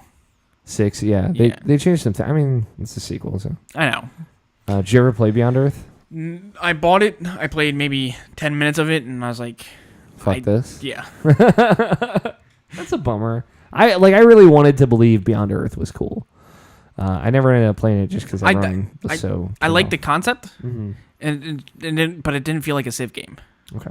Didn't feel like a Civ game. Do you have all the expansions for 5? I believe I do. Okay. I think I do. They're so good. But my game, I have to go back and see why it's crashing on me. Yeah, you should have your PC should be fine. I know. You got to do cable management, cord optimization, or whatever the fuck you said. I have to go back and make sure my drivers are working correctly and drive the Oh, current drivers! Vroom. Yeah, dude. All right, come on. So you don't have a Switch. No, What's the interest level for Switch? not high. Not high, really. I feel like it's more of a portable game, I mean, like a handheld. yeah. I mean, it can be both. That's the cool thing. Yeah, but like a DS. I got a DS, but I don't really use it because there's not many times where I'm walking around needing a DS. You can have a Switch and listen to this. You can never play it portable. Oh, I don't know, I do a fair share of both, but like Scott only plays it portable, for example, with his Switch. yeah. He hasn't even taken the dock out of the box, from what I understand. Basically. Or you can only play it in TV mode. Yeah. You I'm basically thinking about it. I mean, it's just have to take it out. Yeah. I have the PS4 and then I have my computer, Mm-hmm. and that's really all that fits on my desk anyway. It's small. You can look. Mine's right there next to Mario Hat. Yeah, It's little. my desk is yay big. I'm just trying. I know. I'm curious. I know you like Nintendo. I just didn't know. But the last Nintendo product I bought, Was it DS? 3DS? DS, yeah. Was it DS? 3DS? 3DS, Okay. and I played that for maybe 15 hours and I put it down. Okay. Cause Solid chunk of time. yeah, Not really. I know. All right. I was just curious because I'm like, still stuck on Zelda though. yeah. If you want me to come over and you said like you would be playing the fucking Wii version of Twilight Princess. Yes, I had to help Evan get through like all of exactly. the progress that you've made in that game is because of me. I'll Yes. come over. I'll fucking finish that. I game don't even with think you. I have the Wii anymore. Just chucked it out the fucking window. I got mad at it and let my dog eat They've it. remastered that game now. I'm kind of interested in the new one. Which is it? Breath of the Wild. Yeah, It's incredible. been thinking about it. It was my game of the year last year. Nice. These It other was just okay. these other fucks didn't like it as much as I did, but Scott liked it a lot. All right. I was just curious because I feel like you saying like you're a little bit more on the casual end of playing video games now. I don't buy as many as I used to. Mm-hmm. Like You're fucking too cheap to buy PUBG, which is $30 fucking dollars. So I mean, that's another game that's just gonna sit collecting dust on my backlog. digitally, yeah. Virtual Yeah. Steam dust. Virtual Steam dust. Yeah, Literally all of my Steam library is caked in virtual dust. So yeah, pretty much mine too. It's all gathered in a thick layer of dust. So, all right. Played a little bit of what is it? Stardew Valley. Stardew Valley? Yeah. Oh, cool. We really like that game. It's great. It is great. I agree. That was like our number 2 for that year, I think. Nice. Number 2 or 3. I think. Have you heard of a game called Undertale? No. You should play a game called Undertale. That's all I'm going to say. It's on PC. Okay. It's on PS4. Okay. And it's coming to Switch in September this month. And it's not a horror game. It's not a horror game. Okay. I A think little bit of horror. there is a scary aspect to it, but you would never see it when you played it. Okay. Because it's like multiple paths to play it. Okay. It's an RPG that. Is it about the graves or whatever? About being an undertaker or something? No. A Graveyard Keeper I've been playing. Yes, I was looking at that. What were you gonna say, Scott? I said, have you forgotten how that game opens? I guess but it's not like jump scary. Nah, No. dude, that's just scarier than Amnesia. It's not. Don't listen to them. Don't let them dissuade you. Like Slenderman, right? Yeah, it's just like Slenderman. No, Slenderman's nothing compared to But this at the game. Pussy shit compared to Undertale. Exactly. But at the same time, the very beginning is as bad as it gets. Period. Yeah, Okay. which is to say, not bad at all. Like that's it. Yeah, that's fair. I think you would like it. So like Undertale is like one of those games that we all collectively loved. Okay. Which there's like 3 of those ever. So, so those are 2015 Game of the Year. Nice. So Sonic wasn't one of them. No, it wasn't Sonic, as it turned out. That's the one that that Nobishin likes, and he doesn't torture us with. Anything else, Evan? Not really. All right, Not really. let's pivot. Nobishin, I want to know what fucking questions you're holding back about Spelunky 2. What moon related? What moon related question? It's been bothering me this whole fucking time. I'm not gonna lie to you. I just need to know now. It's too late. I asked. It's been recorded. You have to answer now. All right, now I have to think about them again because I've been fucking doing Reddit shit for the last few minutes. Okay.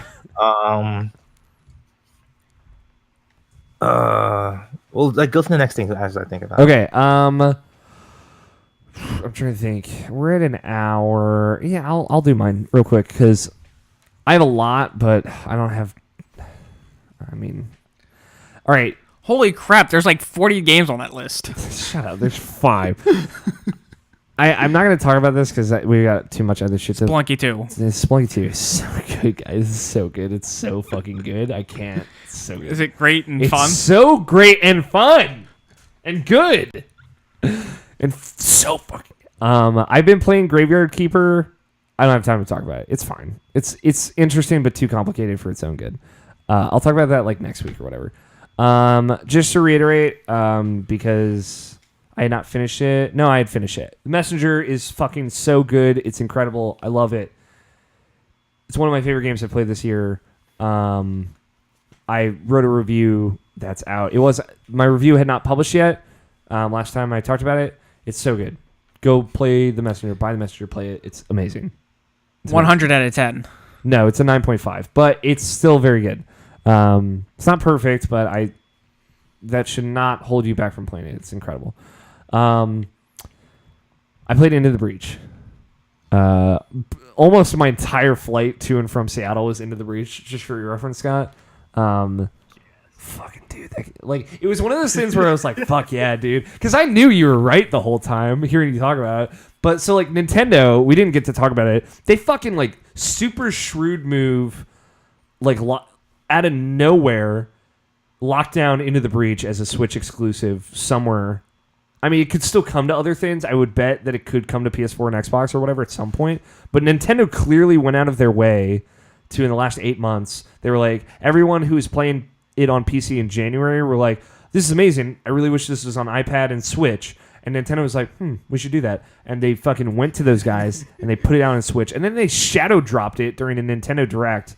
They were like, also, one more thing. Y'all been asking for this shit. It's available now. And I was like, excuse me? So it's just like that, and like it leaked today that Civ 6 is coming to Switch.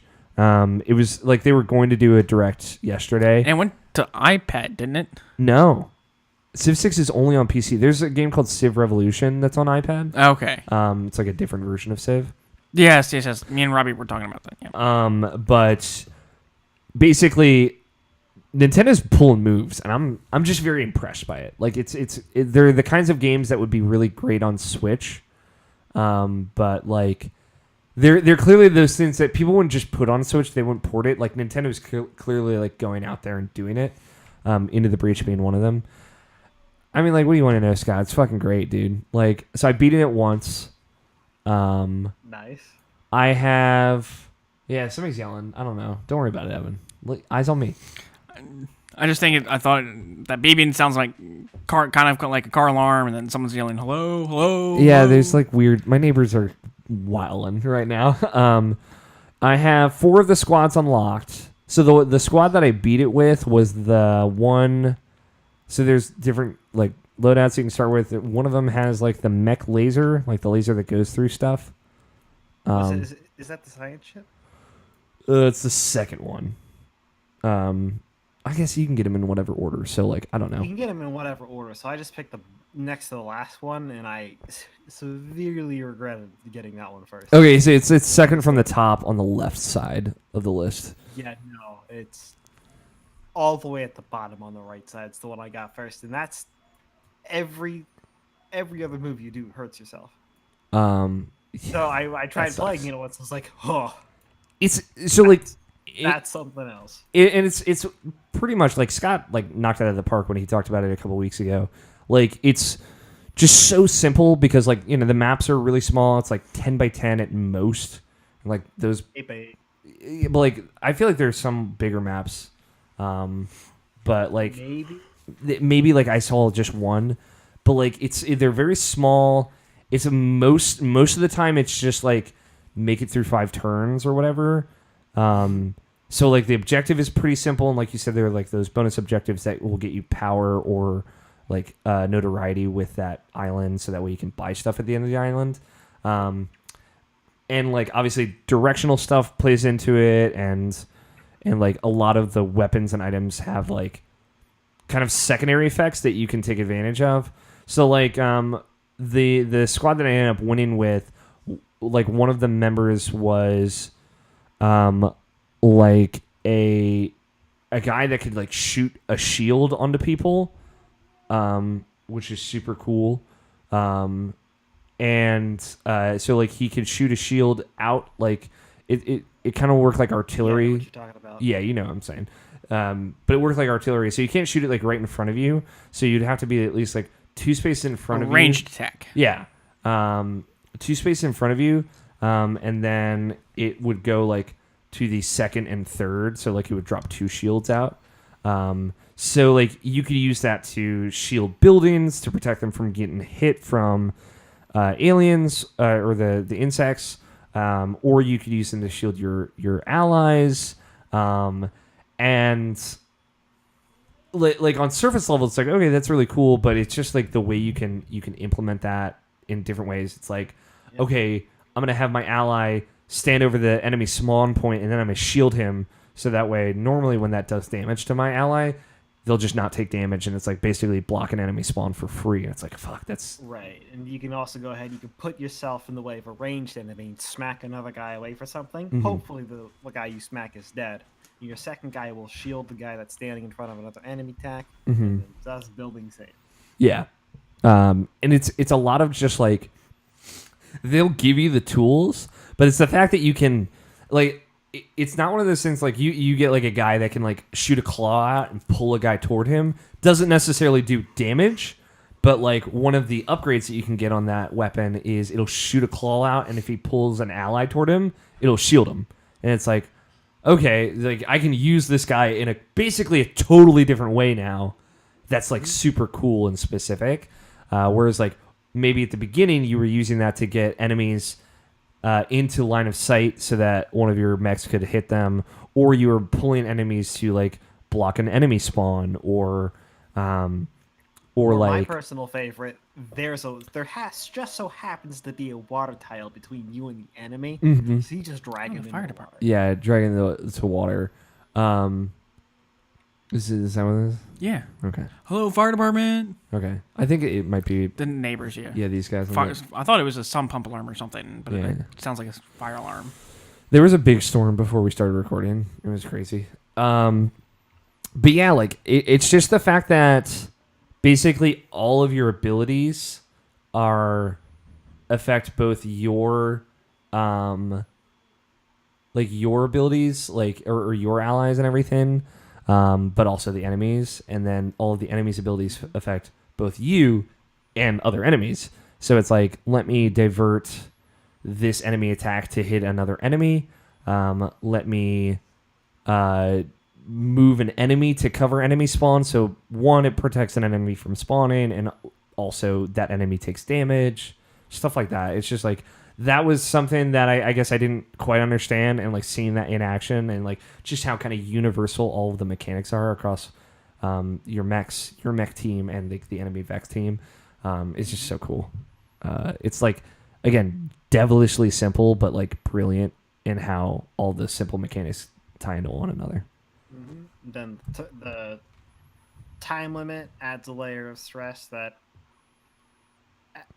you think wouldn't be there, because the title text is survive for 5 or 6 turns. Yeah. I honestly forget which one it is because I never pay attention. Too focused. Yeah. But it's, you have 5 or 6 turns to go ahead and complete your objectives. Yeah. And what ends up happening is you get so stressed out between trying to survive, keep your buildings up, and trying to complete the objective, that it makes you having that amount of turns extremely rough. Yeah. And like something that I'll say like this, I really don't like some of the bonus objectives. Like one of them is like blow up 5 mountains, and I'm like, I'm never going to take a mission with this as the bonus objective.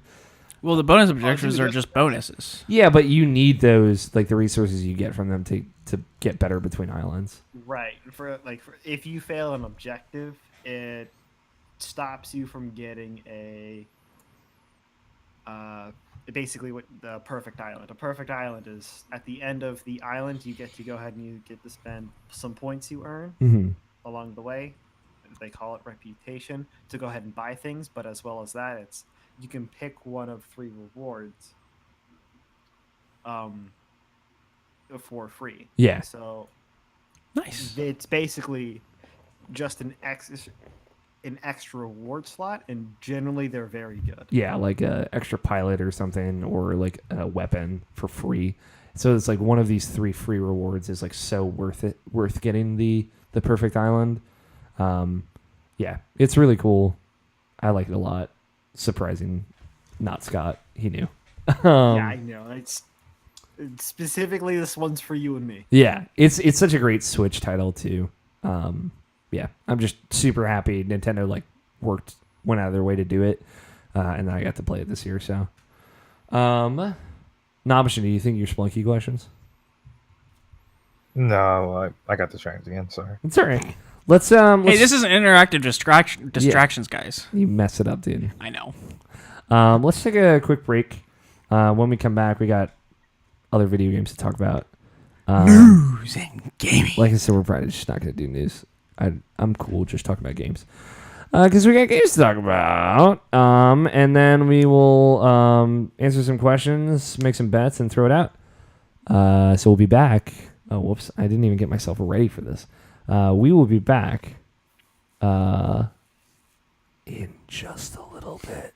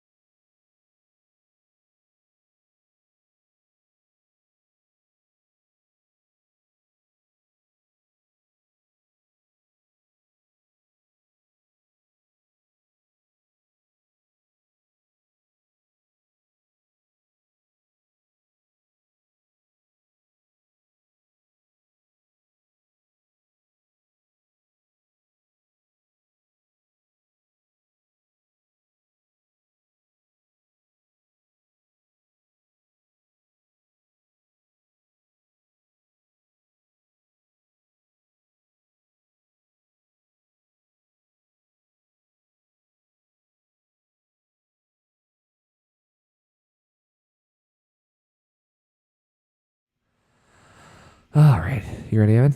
Are we? I'm ready. I'm only ready if you're ready. Hey, welcome back.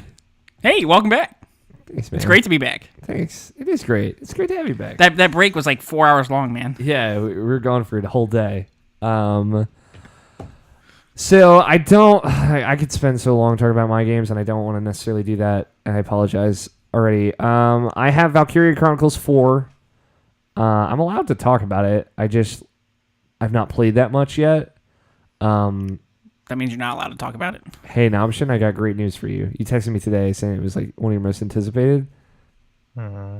Yeah, a lot of good stuff to look forward to. I was like, what's cool is like, because it feels like it's Valkyria Chronicles 2, basically. It's cool because it starts in media res, like you kind of are like thrown into it, where like you're at war, it's happening, you're in the middle of things, and like the squad is established. And then as you play, there are like interludes and flashbacks to kind of set up their relationships with one another and their dynamics. And it's very different than Sounds interesting. Valkyria Chronicles 1. Obviously, it takes place during the same war in just a separate part of the war. But what's cool is a lot of the characters in your squad are from Gallia, which is the country that VC1 takes place in. So, and it's just, like they introduce a lot of really complex and interesting mechanics very early on in that game. Not like intimidatingly complex, but things like I would say the first 4 chapters of Valkyria Chronicles 1 are pretty like milquetoast.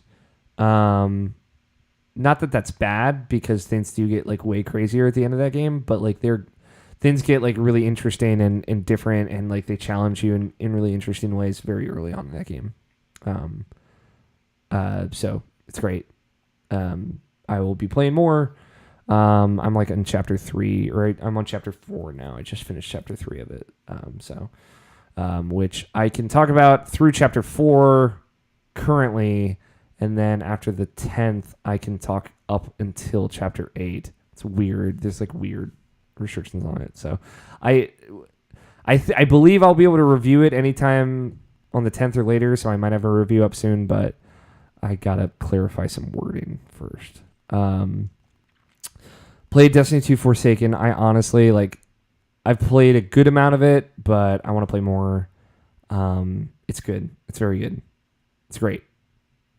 I'll talk about it more next week, because I talked about it a lot this week.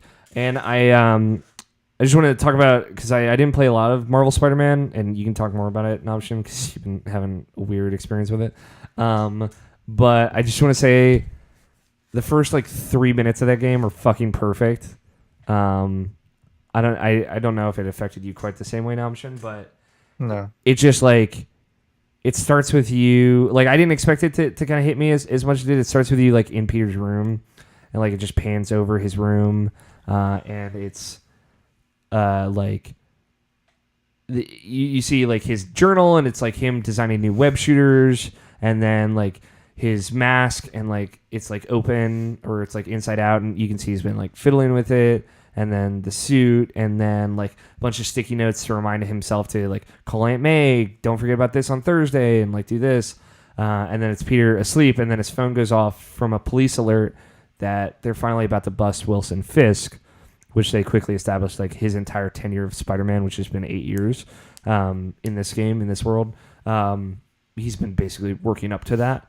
And then he's getting up, he's putting on his suit, and he's looking at the phone, and then he sees he's got a final warning for eviction, a letter under his door, and he looks at his phone, looks at the letter, and then he puts on the mask and backflips out his window. It's this great kind of visual demonstration of choosing between Spider-Man, choosing between Peter Parker, and then it cuts from him jumping out his window and running along rooftops to literally just seamlessly transitions into now you're swinging and playing the game and swinging through Manhattan, and it was so cool for me.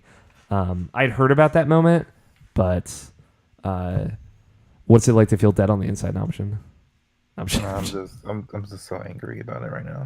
I'm sorry. I know the feeling very specifically. Do you want to talk about it? The stuff that you've been running to? I kind of don't anymore. I'm just so sick of it. It's like it really just ruined my day and ruined my mood. Because I was fine at first about it because it was funny, and then it's just like it just became It kept not happening. funny. I feel like if it was just the first cutscene that it happened in, it would have been fine. But it's not even just the cutscenes, dude. Because like I could like tolerate that. I could look at a YouTube video or something like that, and it's fine. But now it's at a point where, well, it's been doing this, but like I guess it didn't bother me at first. But now, like now I'm at this point now, it's like it's completely bothering me. Where it's like the game like constantly loads. Like I swing around for like maybe 5 minutes, and then like part of the city doesn't load up. So like it'll stop. It'll literally freeze and start. The loading bar will come at the corner and start loading mid swing. So I'll just have to wait there for like literally over a minute for it like everything to pop in and for me to continue swinging. And you know, like the swinging is fun, but like you can't do anything for like an entire minute. Like it's like it loses all the momentum and all the good feelings you had about it. Yeah, I didn't know about that. Yeah, and obviously, like if you want to see like the big issue with the game, just check out my Instagram or even look at Reddit, I guess, because like, I posted how my cutscenes are just looking just stupid weird. Yeah, like the animations aren't working. I have like 5 different ones, and like it's been doing it. Like I said, this has been happening since the beginning. Like I met one of like your doctor friend that you meet in that game, and like it happened since then, but like I kind of ignored it and like like because like I'm still having fun and like even like the loading stuff was happening, but like hey I'm getting on my backpack so like I'm still having fun with this game. But now it's like I'm at a point now where like to give an example what I'm doing is like I'm doing like pretty much in Batman Arkham Knight where you have to chase after Firefly. I'm doing something similar in Spider-Man right now, and like because like it constantly keeps loading, the controls mess up, so like you'll see me like doing mid swing and then like I just instantly die for some reason, like between buildings and stuff like that, and like and then it'll constantly load, and then like by the time it finishes loading, like he'll get like maybe like another like 10 yards ahead of me and stuff like that. So like I can't catch him, and like the loading keeps messing up, and like I failed that mission like maybe 2 or 3 times because of that. Have you tried like deleting the file, like the install data and reinstalling it? That's the very first thing I did, and the same thing happened. Yikes! It's probably like a corrupt save then. Yeah, so it's like literally just me. Dude, I know this. I know this so well. It literally ruined Dragon Age Inquisition for me. It's ruining this game for me. I'm pretty much done with it now. That sucks. I know, dude. I empathize so hard. Hopefully somebody from Insomniac reaches out to you. I'll tell you this, no one from BioWare ever reached out to me. I try to do this like as discreetly as possible because like I didn't want this to blow up.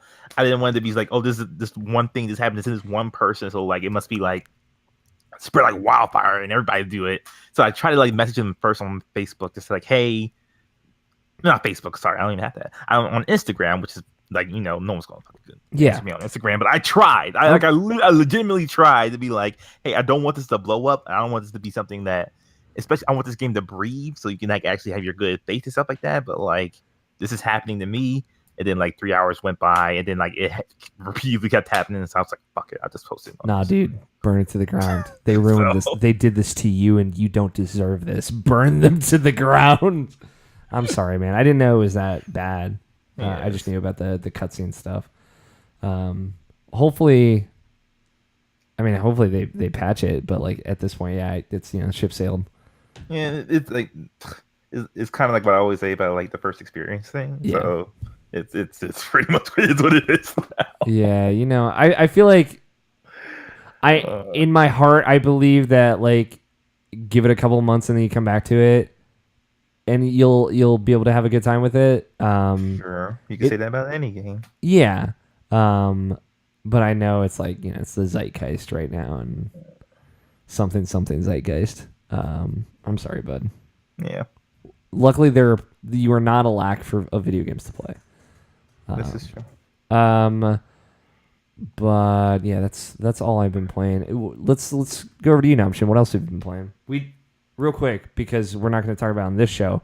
You and I sat down for an hour and a half and talked about Final Fantasy VII. Because you satisfied the requirements of like the escalation of our bet. You finished Final Fantasy VII 13 minutes before Dragon Quest XI came out. There was a whole story. Don't worry about it, Evan. A bunch of stuff happened. And then we sat down and we talked about it. And you liked that game. Yeah, I like it a lot. Which is awesome. We had a great conversation. I'm going to put it out as like a bonus episode on YouTube. Donald Duck? No Donald Duck in Final Fantasy VII. What? That's Kingdom Hearts. I understand the confusion, though. But yeah, we had a really great conversation. It was really cool to hear your perspective on stuff. I loved hearing the things that like you and I are like totally on the same page on about Cloud, and like just like being able to share that and air that out. She sucks. Cloud's a guy, and he's great. He probably sucks. Yeah, cold. But luckily, that's why we didn't have these chuckle fucks on that show. It was just you and me. So yeah, it'll be up on YouTube, youtube.com/irrationalpassions. It'll probably go up over the weekend or something. Yeah, it was awesome. If you like Final Fantasy VII, I highly encourage you to seek out that show. It was super fun. Thank you for doing that with me, Nabshin. Yeah, no problem. What else have you been playing? Tekken 7. Back at it again. Yeah, that game's real great. Like I like the game a lot, and like replaying it again just like reconfirmed that because like the season 2 stuff is happening. I didn't buy it yet, but like they did patch it, so like the new balance changes happen and stuff like that. So like and also the first season pass was on sale for like $10, so I finally got that. Played as Noctis. Noctis is pretty cool in that game. He seems really cool in that game. I'm gonna be honest. Yeah, he really is. And Tekken is awesome. And every time I play it, it's like, God, why don't I play this game anymore? Or play this game all that often? It's like, all right, I don't play games with other people. But like, Tekken is awesome, and like I just like enjoy playing it so much. It's so much fun for a fighting game. Like I said, like it was almost in my top 10 last year, and like now, like I kind of had like post regress, but like last year was like a killer for me as far as games that I love. So like, it's understandable, but like, yeah, Tekken 7, such a phenomenal game. It's such a fun fighting game. You excited about Negan? I mean, like you like just like everybody else, like it blew my mind when it got announced. Just because it's like a why thing, like why, like literally there's a why, but like it's also like sure, why not? Why not? Who's this person? Negan from The Walking Dead, the television show and comic book. It seems like it'll be the Do you watch The Walking Dead still? I never watched The Walking Dead. Cool. I feel like I thought you did. My brother did, Drew. Okay. But yeah, that's no. Sorry, it has like one good season. The first one. But I thought it was the last one. It's very much not the last one. But yeah, it seems like they're taking the television show version of that character and putting it in Tekken for whatever reason. But all right, whatever. Tekken's wild, man. It's got Noctis in it. It's crazy. Tekken Tag Tournament was my first fighting game. I know you still like that game. Yeah. Did you ever play 2? I think it was 2. Tekken Tag Tournament. No. There's the Tekken Tag 2. No. Okay. Oh. It's back on my PS2. I'm here for your Tekken 7 takes option. I appreciate it. Mm-hmm. We should I'd play that game with you.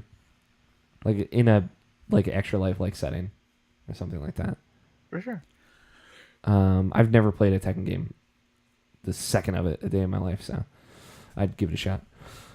All 4 buttons are all 4 limbs. That's all you really need to know. Ooh, it's like QWOP. It's a QWOP game. It's probably not like QWOP. Cool. What else? Like other than that, like I've been playing Dragon Quest 11. Hell yeah, dude! Your first Dragon Quest, I assume. Yes, totally is. Yeah.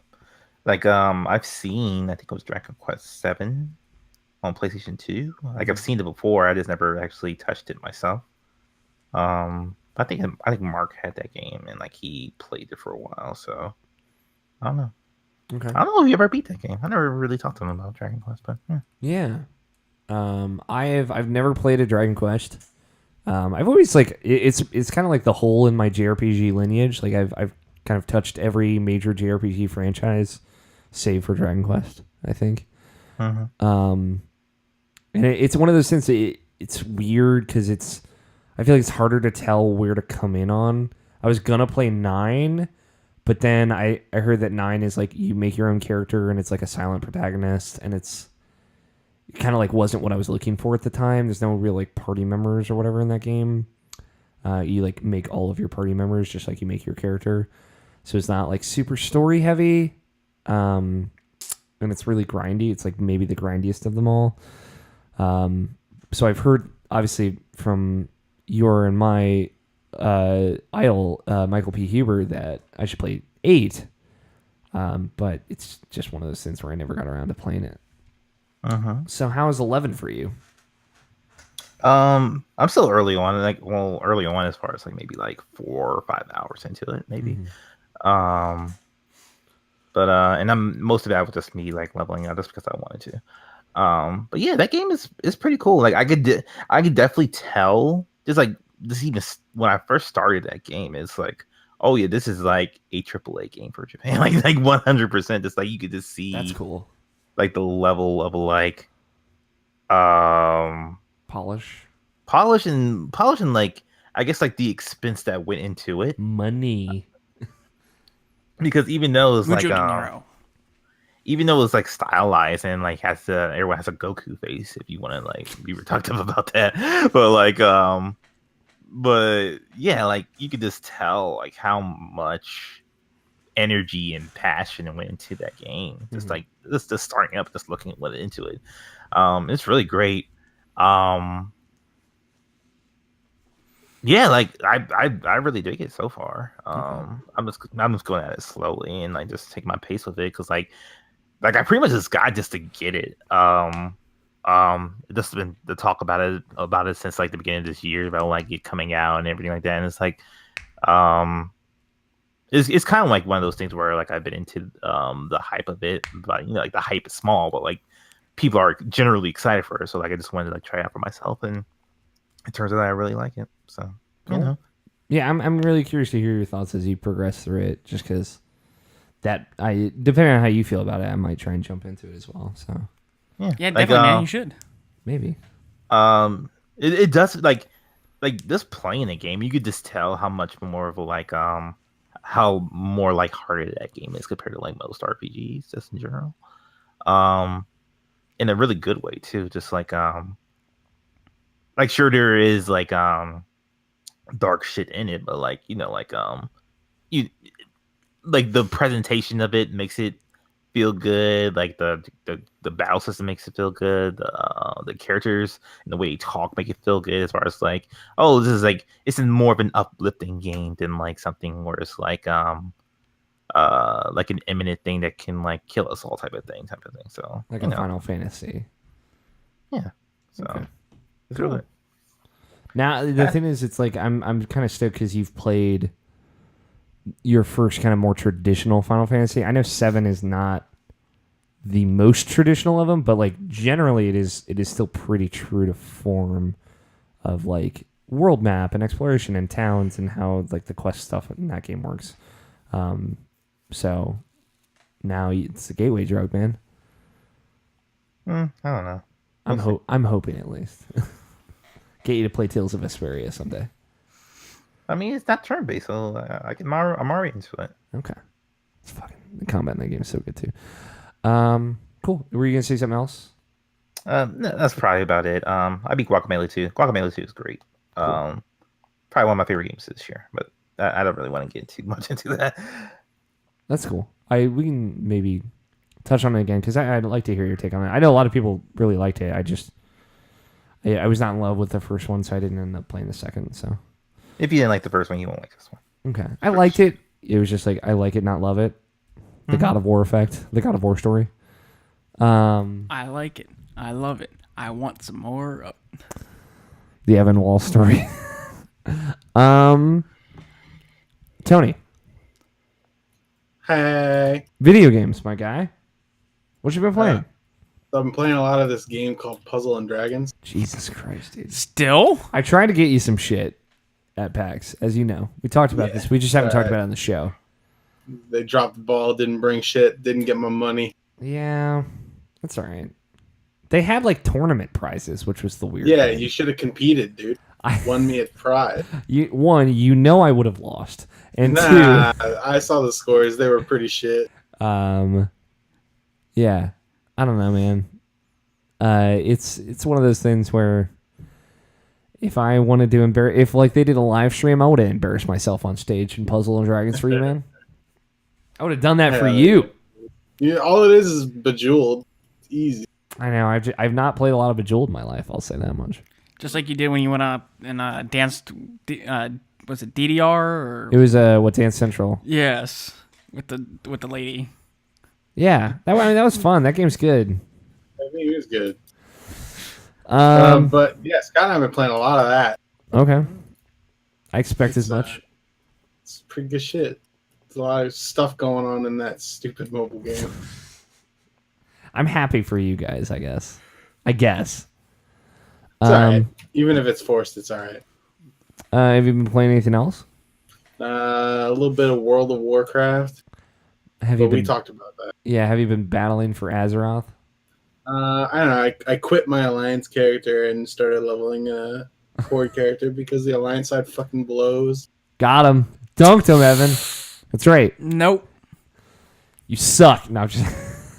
okay. I'm sorry, but just the people who are bad at the game were the only ones left on Alliance. Yeah, people who ERP and people who suck at the game play Alliance. Now, can you explain to me, Evan? I don't want you to interrupt here, Tony. Explain to me what ERP is. I have no idea. Damn it! I want you to just take a shot at it. ERP. Yeah. It's something about role playing. I don't think that's what it is. ERP. ERP. No idea. Evan, do you exclusively play on RP servers? Where you have to be in character? No. Okay. What is ERP, Tony? Erotic role playing. Hell yeah, dude! And the Alex Van Aken story, that's what I like. The servers that do that are all Alliance. That's fucking hot, dude. No wonder I like to play Alliance. Here's my thing. There's a story Alex Van Aken told on OKB's podcast once, Tony, that you'd appreciate, that he, when he was like 13, he would play his alt character in WoW, like a night elf lady, and he would like have her take off her clothes in towns for gold. Yeah. Yep. Yep, that's that. I don't think that's really a thing anymore, but it was a thing that happened at one point in Hell that yeah, game's dude. history. And he didn't even know what sex was at the time. Yeah, he just knew how to take clothes off. I get it. He got conceptually what was going on. Yeah. Anything else, Tony? Really just those two? I don't know. What the fuck else did we do this week, Scott? Not too much. Yeah. I think that's pretty much it. Scott, do you have anything new? No, soon. Okay. I ended up finally picking up the capture card, the PS4, and the chair for my brother. Okay, cool. The big thing is I need an HDMI tied to DVI or DP. Got it. So It's like a quick Amazon order away. yeah. Mm-hmm. Then you'll be able to play PS4 games. Mm-hmm. Woohoo! I plan on just trying to run the Best Buy to see if they have it. Cool. That's a good call. They'll be fucking way overpriced, but bastards. Tony. Hi. Are you going to get Forsaken on PC?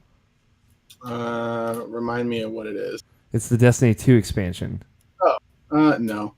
Okay. I figure you were hard out. No, I mean, I might play on PS4 if, like, we're all going to play. We Well, want to like- do it. You're the only one that has not committed. Yeah, but, like, It's fun. I like what I've played a lot. I just don't think that I would actually end up actually playing. Like, I would play for, like, a day and then be like, well, that was fun, I guess. And then not play anymore. I mean, that's fair. Like, I don't want you to waste any money on it. I think it would be fun. Waste all your money on it, Tony. Waste all your money. It would be fun to get the raid team together again. I've been having a lot of fun with it. It's like the way that the story part of that works is really different and cool, I think. And yeah, I don't know. It's cool. It's cooler and more sophisticated than I thought. And basically everything I've heard is like, once you finish the story, it unlocks a new area, like a late game area that's supposed to be like all post game content. And it's everything I've heard is that it's dense and rewarding and cool. So, has there only been one raid in Destiny 2? Yes, so they did a different thing, and it sounds like they're doing it for the second raid as well. Basically, there's one main raid, like, the full gauntlet, the 2 hour, if you know what you're doing, gauntlet. Right. And then they did, with each of the first couple of expansions, they did things called raid layers. So they took place in the same area, and you were, I think, fighting the same enemy type, but they were completely different things that you were doing, right? But they were generally shorter. I've not played either of them because it's difficult to get 6 people together just in general. But I've heard the second one of them is very good, and the first one of them is pretty good. I guess I was less driven to like get a team together and actually go through them like blind or whatever. I don't know anything about either of them, honestly. But I was less driven to do them because I heard they were like shorter and less mechanically interesting than the original raid. So, but everything I've heard about the new, like brand new, complete raid, makes it sound like incredible. So, so I'm excited. Destiny 2, Evan. Never played it. Whatever, you fucking losing. They're practically giving that game away. Yeah, they literally are if you have PlayStation. Yeah, actually, Plus. they literally are. And if you buy a game at Best Buy, they just give you the game for free. It's pretty great. I mean, to be fair, it's really clever to get people in on Forsaken. It's like, hey, you basically get this game for free. Now get this expansion you can play with everybody. So, I don't know. In some way, it makes sense. Let's take some questions. No, we're skipping news. Let's get down to business. There's some interesting stuff to talk about. To defeat maybe we can revisit it on another day. We have a voice. All right, you're done. We have a voicemail. I have it on my Spotify playlist. Please don't. Please chill. We have a voicemail, and we have some tweets. What do you guys want first? Is it like Gleet? We're not there yet. Darn it. Actually, if you'd like to be a part of the show, you can be a part of it in a variety of ways. You can tweet us your questions at IrrationalPod. Just use the hashtag IPQ. That's where most of our questions come from. If you want, you can send us an email. The email address is mailsack@irrationalpassions.com. Or you can leave us... Are you ready for your line? I am so ready. Or you can leave us a voicemail at 445901337. It's like Gleet! Because it is. It feels good, man. No, it feels terrible. This is a bad fit. The mail has a sack. It's a bad bit. The mail has a sack. I mean, yeah. Why is it fucking So it doesn't like you. not loading? Maybe there's just a lot of emails in here. What do you guys want first, the voicemail or the tweets? Tweets. Okay. Thank you for having a definitive answer. You're welcome. Give me the tweets. Let's do the tweets. Where is the music? Do you remember the music? No. Me? I'm asking you. I know you fucking know what it is, Tony. No. He's like, no. What the fuck music are you talking about? Exactly what Tony said. Oh, whoops. I forgot to. There we go. Oh, the sipping brandy in a big armchair, reading a book and smoking a pipe music. It's like the most interesting thing you've said this entire pod. I'm just kidding. Wow. I'm kidding. Remember, you tweet your questions at IrrationalPod, hashtag IPQ. You can tweet them at me, too. Just use the hashtag. Makes it easier to find. Let's see. I want to make sure I didn't miss anything. All right. Trevor Starkey says, should I be looking, at Snarky Starkey on Twitter says, should I be looking into November flights to Maryland, ... Yes. Question mark. Why are you saying yes? Because the weather's amazing. Duh. In November? Yes. It's like fine in November. It's jeans and a t-shirt weather. Come on, Mal. Come on. I would say you should probably yes. See? I made up your mind for you. He's asking about Extra Life. So? Here's my thing. So I'm going to ask this to Trevor. I'm like beginning planning for Extra Life now. Just for everyone's reference, for everyone on this podcast reference. Why are you looking at me? You're here. I'm looking at you because you're physically present. I'm sorry. I'd like to come. You should come, Evan. I should. Take time off work. November 10th is the planned date. That could change. It probably won't. Just let me know. The prime Extra Life date is November 3rd, so we were doing it the week after. That's the plan. Again, things could change. Just let me know. I'm not trying to overcommit. It seems like more people are going to be fucking coming this year than last year. Sweet. That's a lot of people. I know, dude. It was already at the point last year where I didn't really have time to talk to everybody. Yeah, I mean, so here's the thing. Fucking John Plank out here, Plank fan, he's like, I'll just invite a couple of people at Kind of Funny Prom. Yeah, bless his heart for making friends. I love him to death, and they love him, and, I'm not holding it against him. He's producing it, so he's going to have to fucking deal with all the mics and cameras and I just know Troll's not going to be happy. Oh, poor Troll. I miss him. He said, like, at the end of Extra Life, like, we're not doing this many people next year, right? I'm like, next year we're probably going to be doing more, right? Like, at least triple. Not triple. We had 27 people here last year. Jesus. I told you it was a lot. Jesus. You said a lot, but, I mean... We basically need a bigger space. Yeah, we are not doing it at my house. I've decided. So are we doing it at a hotel? Probably not a hotel. I am currently exploring options. Like I said, assuming I can find a place, it'll be no issue. If I can't, everyone cancel your flights. No, the thing I was going to put out there, I'm going to reach out to people that all attended last year's Extra Life. If basically the question I want to ask them or put on their minds is like, hey, if you went last year, would you be okay or interested in basically not coming this year so that way someone else could come? If we get more space, that shouldn't be an issue. I just want to put it out there. But yes, expect me to be in contact with you soon, Trevor. We've already had, on this show, we've had some fun bit ideas for segments we can do for Extra Life. During bonus content, I brought up, the idea of building Mike's PC, whatnot. It's just a lot. It's very stressful to plan this. It's very rewarding, and I know a lot of people want to help me out. But it's just a lot of moving parts. That's all I'm saying. But yes. You're just a cog in the machine, Alex. Just a cog in the machine. I'm just the biggest cog, yelling at people on what to do. Whoopich. Mike Burgess at Mike Hits the Wall says, when will Stop Dodging and play Destiny with me? And it's relevant here. Cameron Abbott, the other question we got at Unsexiest Comedy, said, why won't you play Destiny 2 with me? I've played like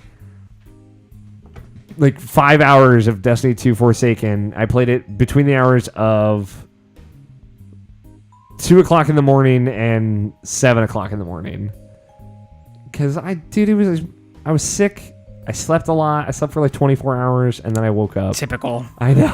It's pretty much my MO. I have no one's asked me to play Destiny 2 with them. That's all I'm going to fucking say. I'm not trying to point any fingers here, but Mike and Cam, where the fuck's my invite? I don't have to be the one that asks everyone to do everything. Evan. Right. What? And 2. I asked you about the podcast. You did. I appreciate that. It's nice. Must be nice. And 2, I've not played a lot of Destiny 2. I got a lot of plates spinning right now. I got to fucking review Valkyria Chronicles 4 now. No, you're not allowed. Listen, man. They're the ones that sent me the code, so I'm not trying to make excuses or fucking blame my privilege. I'm just saying there's a lot going on. But if Tony plays Destiny 2, I'll play Destiny 2 with you guys. Wait, what? If Tony gets on, man. If I play Destiny 2, you'll play Destiny 2, but just with other people. No, I'll play it with you and them. Oh, I see. I was like, how does this? But Tony must play. As long as he's online, I will play with other people. No, never him. But Tony has to be there. To be fair, so like Tony is the person I've played Destiny with the most ever, easily. It's weird for me to play Destiny without him. I'm gonna be honest. He's my Destiny buddy. You just need to be hard carried, and I'm the only one who can. All right, come on. I pull some weight. I will say the new competitive mode, Gambit, is really cool. That's it. That's it for the tweets questions. Let's I found the voicemail. It wasn't loading for whatever reason, but I found it. This comes from our good friend Jake Nichols. He had a question for you last time. This line. Oh, is that the answer? That is the answer. I'm glad that you were fucking sitting on it, dude. It was orange, but I just haven't had orange in a while, and I just been getting lime out of default, and I'm a default bitch, so that's why I like. Sherbet flavors or soda flavors? LaCroix flavors. That was the consensus on LaCroix. I'm glad I was at least close with lemon, because I knew you liked that. I feel like there wasn't one that you didn't like. Do you hate a particular LaCroix flavor? I mean, LaCroix is not that great in general. Yeah. It's just something I drink. And Yeah. lime is like the one I just usually get. And lime and orange were my two go-tos, but I just went down to just getting lime because that's the one I could find everywhere. Yeah. I want to... So there's like a LaCroix Cola. It's called La Cola, which is great, but... I'm not going to say it. I am not going to say it. Good. I appreciate it. I'll say it when we get off this. Great. But but it's like impossible to find because it's super popular. But it's like cola flavored LaCroix. Still like seltzer water generally, and it's still 0 calories and all that. But I'm just really curious to what that tastes like. Speaking of LaCroix? not LaCroix, but seltzer water. Yeah. Have you guys tried the hard seltzer? Alcoholic seltzer? Yeah. I saw it for the first time at Seattle, actually. It's disgusting. I don't like it. Yeah, well, all you drink is Mike's Hard Lemonade. Okay. What's wrong with that? There's nothing wrong with it. I'm currently loading the voicemail for listeners at home. I'm working on it. I don't believe you. Okay. Guess what? You don't have to fucking believe Chicken me. butt? You know what? Let me see if I can just pull it up on my computer. I can play it through my computer, but you guys just can't talk because it'll loop your audio to you guys. Just fair warning. All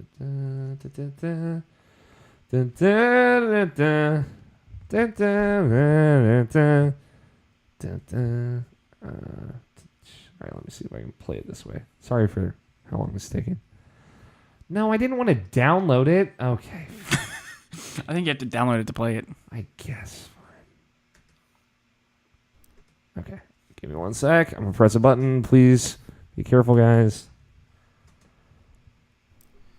Hey, IP crew. This is Jake again, back for another question. But first, I wanted to actually send a correction to Mr. O'Neill. Alex had said that he had not heard my voice before, but I think Alex forgot that I was actually on the 2014 Game of the Year podcast, the guest list, where I bragged about how much I loved Bayonetta 2. So that's right. You know, it's cool. My boy. I understand, Alex. No hard feelings. It's all good, man. I still love you. It's all good. Anyways, so I'm so sorry, a Jake. lot of my old gaming stuff that I've been using. And 2014 was so long ago. So one thing I can't let go is my Vita, because I just have this feeling I might want to play Persona 4 again. You know, sometimes you just get that urge. You just want to go back to Inaba and just hang out, you know. And I just wanted to ask you guys if you have any consoles or games that you just hold on to, even though you haven't played in years. But you never know when you're gonna want to play it again. That was it. That was like a very unceremonious end to it. You guys can talk again. That's a good question. I still have my GameCube, but I'm not waiting to play anything with it. My 3DS is sitting on this table right now. I've been staring at it. It's the Vita for you right now, Shin? More or less, I guess. Somewhat my 3DS as well. Yeah, I feel like 3DS is like the big one for. I mean, honestly, actually, an option for you. It's the Wii U. It's your only way to play Wonderful 101 now. That's true. And Super Mario 3D World, a phenomenal video game that doesn't get enough credit. Yeah, I guess for me, like the big one was my 3DS. Like because I have a Vita TV, which is the last time a PlayStation TV in North America. Excuse me. It was the last time I played Persona 4. That's how I played it. So if I were to want to play that game again, I have a means to play it, and that's fine. My Vita, I brought with me to. The last time I brought my Vita with me was PAX East 2017. After the Switch had come out, and I didn't touch it because I do like to play Spelunky on airplanes. Yeah, you can see the obsession runs deep. Yes, it does. I played, like easily like 400 hours of Spelunky on Vita, probably. So That's coming to Switch in probably like the next month or two. it's got it. I'm surprised it wasn't in that Nindy. It could have been. In the Well, they're all working on Splunky too. So Well, I mean, like they had a port house do. Actually, it might have been Blitworks that ported it to PS4 and Vita. So. But I mean, like Dustin Legion Tale, like randomly is coming on the Switch Monday or whatever. Yeah, I think so. So yeah, it's coming. This is a matter of time. Yeah, you're right. I would say 3DS. For me, 3DS for the longest time was like if I wanted to play Persona Q and finish it, then that ship died. And now, to be honest, like. I'll keep the 3DS around as long as they're like weirdly putting out games. Like I'm gonna play Persona Q2 after I YouTube the ending of Persona Q. I'm gonna have to finally let that go. I don't know why I haven't yet done that, but because you're possessive. Did you hear this story? No. This is 3DS games, like a Persona spin-off game, Right. Spin-off of 3 and 4, which are two of the ones that I like. Okay. And it's like a very, very long RPG on 3DS. Okay. I put 84 hours into it. No, I put 96 hours into it. Jesus. Yeah, it's a long game. And then I lost the cartridge on a flight. Fuck. When I was like maybe like 5 hours away from finishing it. Fuck. Yeah. This is the most you've ever cursed on an Irrational Passions podcast. That sucks. It does. And I lost all my other physical 3DS games as well. Jesus. The only ones I still have are the one that was in my 3DS at the time was A Link Between Worlds, the Zelda game. And Nintendogs. No. Nintendogs and cats? Fuck that. The game's like weirdly worth a lot of money now. So yeah, the 3DS is that like Metroid Samus Returns was like one of my 10 favorite games last year. Bomberman. So yeah, they'll drop a Bomberman game on it or something. So Scott, do you have one? Console you have laying around still?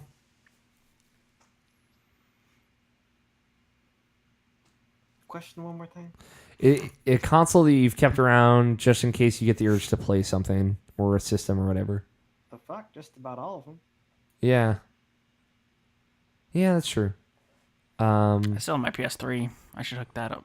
What's it like? What would be the game that you boot up on it? Assassin's Creed or Battlefield or See, I know you're shit. Evan was shit. or Uncharted.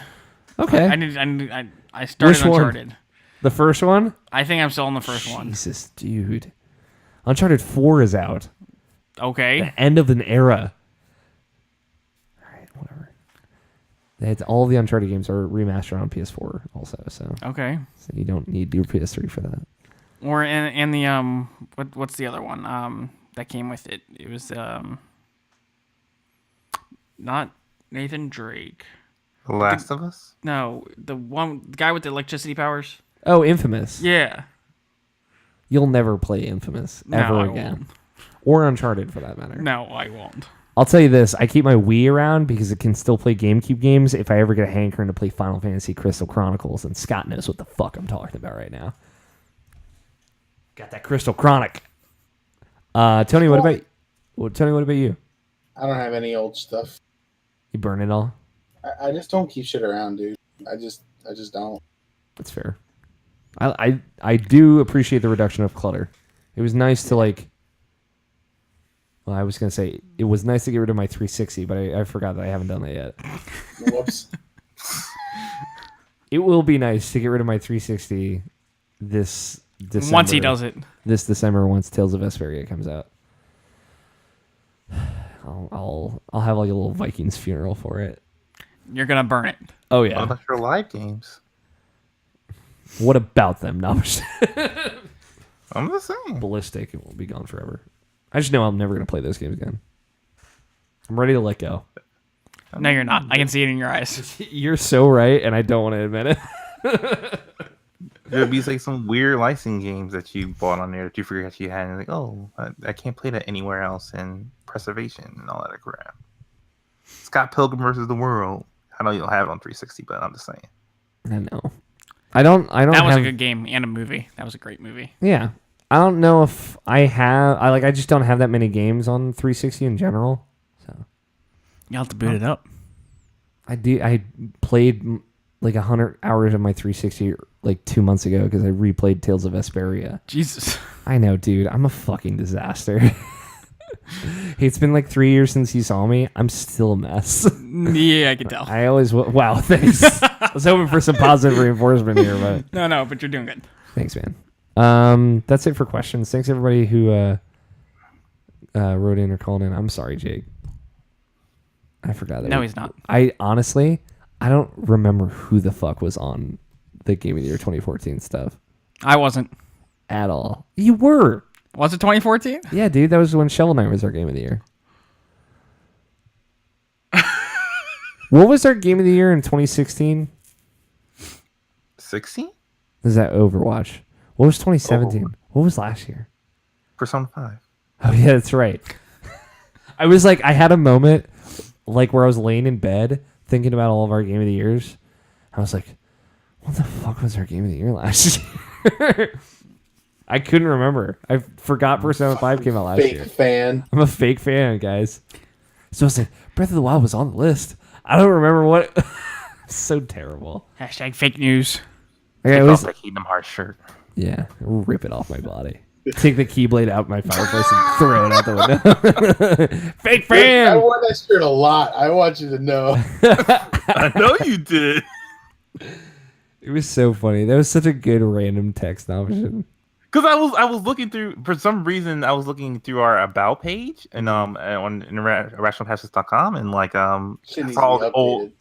Yeah, because it still says, Nabashin is going to Japan to like become our Japanese. Oh shit! I gotta update the text on And that. I was like, wow, that is really old. So Yeah, all that stuff's old, outdated. A lot of it is pretty updated, but not all of it. Yo, I went through like a couple of like the past writers for Rational Passions, and like 90% of them do not have social media anymore. Yeah. Like, what happened? Jacob Bryant verified on social media though. Yeah, he's the exception. And he does not tweet at all. Every tweet, it's Doesn't funny. need to. It's funny though. Like if you mention something that Jacob is interested in, but don't at him, he'll find it. Like he'll find that fucking tweet. And it's like Alyssa, our friend Alyssa, like she tweeted at me about me not being able to ride a bike. Which is like an inside joke from when. Did you say you still care? You don't know how to ride a bike? Did you Yeah, say? and yeah, because I brought that up to them You remember this now, you were there for. Yeah, part that's of what I it. was saying. Did he ask you that he didn't know? No, so like she tweeted that at me, like did not at him, and he replied, and I'm like, Jacob, this is the first time you've been on Twitter in like 6 months, and No, he's probably always on Twitter. Just he's not, right. He's waiting, just for his, stalking. he's waiting for his Stalking moment. you guys. And it was like the first tweet he's sent out in 6 months, and I'm like, Jesus Christ! Like he like replied in like within 2 minutes, and it was like you came out of fucking nowhere for this very specific reference. Or he set up filters. Yeah, he's got like Alex O'Neill bicycle like on his Google alerts. He's fucking ready for it. Thanks everybody for the questions. I appreciate it. I'll play Destiny with everyone. Just let me know. You just won't play with me. Absolutely not. You don't know how to play one, and you don't have it. I don't know why I said how to play. No, I don't know how to play it. Because I've never played it. That's fine. I forgive you. You're dead. You're dead to me. Okay. Go fly a plane. It's my new go fuck yourself. That's it. That's the end of the show, though. What? Yeah, I mean, we still got a little bit left, but I mean, it flew by, right? the other shows take like 4 hours to record. All right. It's been 2 hours and 13 minutes. Yeah. So I'll chalk that up to a success. Yeah. Thanks for coming on, Evan. Yeah, no problem. It's been really nice hanging out with you again. Yeah. We should get lunch or dinner or something. Yeah, dude, just fucking let me know. Just Well, like, you're asleep 90% of the time I text you. it's because or at work. Anytime I'm not working, I have to sleep because I'm so tired. I feel you. I feel your pain. You get it, man. No, it was nice to have you on. A little blast from the blast from the blast. But yeah, it's fun. It's been fun.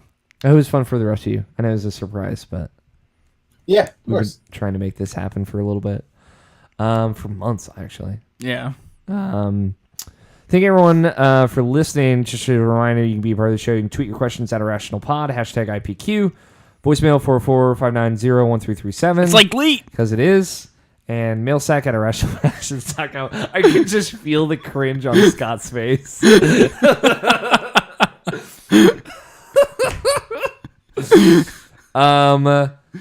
A couple other quick things. You can follow the site and the show on Twitter at IrrationalPod. It's where We actually changed the @ it's @ Stickerloo now. No, that Twitter account's dead. You didn't even Pretty much. You didn't even have like Irrational Passions in your bio for a long time, and I fucking griefed you on it, and then you added it. No, but my avatar's Irrational Passions. I know. I'm just teasing. It's a really old avatar of Yeah, it's like Irrational Passions. our second ever logo or whatever that Mr. Net made. Yes. That's a deep pull. You can also follow Irrational Passions on social media. Irrational Passions on Instagram. George Cruz runs the social media. He does What? I know. Yeah, you should check it out. George. Instagram. Yeah, George does like a genuinely phenomenal job with it. George Cruz runs all of our social media, and yeah, he does a great job. It's worth checking out. God, what do I always put at the end of the show? Rate and review us on iTunes and Stitcher and Google Play. If Spotify has rating, we're on there too. Check out Input, our other show. It's about news. Check out Get Acquainted. My other show, it's a one-on-one show. I have a couple new episodes planned. I know I've been pretty lacking in the summer months, but I've got some stuff planned that I'm pretty excited about. And for everything else, Irrational Passions, obviously the website is irrationalpassions.com. We've reached the end of the show, but now, Evan, it's time for bets. $40. Bet! There it is. I didn't prepare a bet. So we're gonna swing this together on the fly. We got a couple of games coming out next week. We got Dust and Elysian Tale coming out on Monday. Boundless, Dakar, and NBA 2K19. Ooh, NBA 2K19. That seems like a good hitter. Do they have a Twitter account? Let's see. NBA. You can see the process in real time. NBA. I don't know. There's probably. I bet they're doing like a pre-release thing, where if you like paid for the $40 edition, you can play it like 4 days early. NBA 2K. $40 edition? The $90 edition. I'm sorry. Okay. Okay, they do have a Twitter account. I guess according to Wikipedia, which to be fair, unreliable narrator, it comes out on the 11th. So I'll go on that. Let's do. I'm looking at. They got. Damn, NBA 2K has their game Twitter account has 2.35 million followers. I bet half of those are bots though. They're doing but like that's true of all Twitter. But like they're doing all right for themselves. If half of that is bots, it's still over 1 million followers. True. Okay, they don't get a hell of likes though. Let's see. All right, let's do. Right now, NBA 2K's Twitter account, their pinned tweet is 2K Day, saying that it's finally here that you can get your copy of the 20th anniversary edition right now. This is this week's bet, BT Dubs. Let's right now the like count on that tweet is there's 4.6 thousand likes. So this time next week, how many likes will be on that Twitter account? So do you kind of get the idea of, you just answered the question. It's a number. Don't yell it out quite yet because we have a process for this. Now, here's the thing. Evan is technically an official host of Irrational Passions podcast. So I feel like he deserves his own betting team. Okay. Do you agree, Evan? Why not? Okay. Evan, what do you want to call your betting team? So for point of reference, Nabishin and I are on a betting team this season, which is every year, calendar year. And it's Team Nanashi. That's our thing. And Scott and Tony are on a betting team. And their team is like the name of it is like whatever the current and most relevant meme is. So currently, y'all probably have to update this, but currently their betting team is Team Ligma, as in like Ligma. No, it's accurate. Okay, as in like Timeless. timeless Ligma, as in like Ligma balls. Okay. So with that in mind, what would you want your betting team name to be? You can just use sticker glue. No, dude, come on, give me something. Team Cool for Fun. How about that? Perfect. Beautiful. Thank you for at least playing with me in my fucking play space for a second. Team Cool. This isn't McDonald's. Now, Evan, I got bad news. Team Nanashi has 42 points and Team Ligma has 34 points, so it's not likely that you're going to catch up. Oh, I'm totally going to win this bet. But I appreciate your enthusiasm. So again, the currently pinned tweet from 2K19 announcing the release of NBA 2K19 has 4.6 thousand likes right now. How many likes will it have this time next week? I'm going to write that. I'm going to ask for yours at the end, Evan.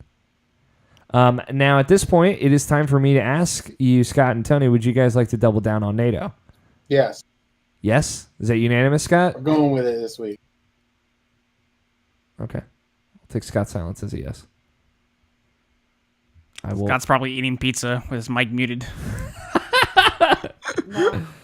That's judgy, and I don't like it. Not judging him. I know, I'm just teasing. Besides, you're the one who eats on the podcast, not me. Yeah, it's true. Mr. Damn. Fucking Popcorn listening to Christmas carols in the background in like October for whatever reason. No. Dude, I have literal evidence. Pull it up. All right. I got all the podcasts on my computer right now. All right. Namish, I assume you have a number. Yeah. Okay, Evan, what's your bet? So what's it at right now? It's at 4.6 thousand right now. Again, they do have 2.35. How long has it been up? That tweet's been up for 12 hours. It's pinned, so that's why it's probably has more likes. But again, this time next week, so full 7 days up for 12 hours, and it got 4.6 thousand. And it's coming out on the 11th. Yes, so middle of next week. Yeah. Hold on. Yeah. Run that question by me one more time. So right now, their pinned tweet has 4.6 thousand likes. How many likes will it have by this time next week? Y'all are doubling down on NATO. Don't worry, I give them all the information that I'm giving you now too. I don't withhold anything. I like how you're thinking about this, dude. Because it's 4.9 right now. Yeah, 4.6. 4.6. So at 12 hours. It has to be more than that. No, really. I'm just saying. It's going to go down. Some people could unlike it feasibly, but I'm not going to accept that as an answer. I'm going to have to say 12. 12,000? Yeah. Okay. That's a good bet. because the game's coming out in the middle of our bet. The bet. Yeah, exactly. I'm expecting to get some traffic. No, that's reasonable. Yeah. I bet 10.5 thousand. Nabishan, what's yours? 4.6. Oh, you expect it to go down? Or stay the same? More or less. Okay. I like that. Cool. And I'll have to grab NATO's bet over the weekend, which I will. And that's it. Last week's bet, I don't even fucking remember what it was. It was if Evan was going to be on this podcast or not. No, that'd be too meta. Which is saying something. How many times will hole and holes be used in the most positive review on Open? What game was it? Fuck. Why didn't I write down the title of the game? Oh, it was Donut County. That's right. Open. This is a fun one. Donut County is apparently pretty good. I've heard lots of good things. Let's see what I don't actually know how it reviewed though. Of course, it's not the fucking Donut County. Let's see what the Open Critic average is 77. Let's see. Reviews, View Critic reviews. We got this covered is the most positive. We got this covered. Let's see what they gave it. I don't know. They gave it 5 stars. Top honors. Whole.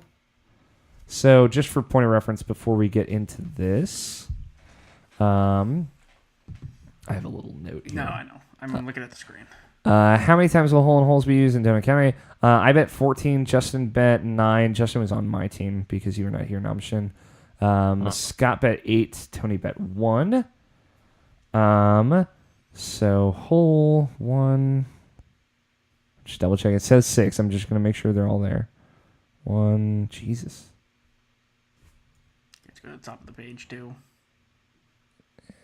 Okay, doesn't count. 1, 2, 3, 4, 5 holes. Okay. Holes was used 0 times, unfortunately. So it was used 5 times. Tony, you were... No, not Tony. Scott, you were 3 off. Scott got it. I'm not going to lie, Tony. I feel like Scott's pulling the weight on the betting team. Nah, dude. I mean, we were like, who would have came in second place this time? Oh, that's right. Me. All right, fair enough. Just trying to spread a little subterfuge. So that brings Team Man, League. I think Christmas cheer would have been a better answer. Christmas cheer would be also better. It would have been a better answer, but I'm here for the subterfuge. So that brings Team Ligma up to 35 points. You're not the first person to try to come between me and Scott. You aren't the last, but you will be unsuccessful. Fair enough. As all others have been. Fair enough. And Team Nashi still rock hard. 42 points. What does it mean, like quiet in Japanese? Ninja? I don't know. It doesn't matter. It's all about what you feel on the inside. That's it. That's the end of the show. That's the end of the show. Yeah, that's our dumb final segment. It's fun, right? Yeah. Thank you everyone so much for listening. Thank you again, Evan. Yeah, no problem, man.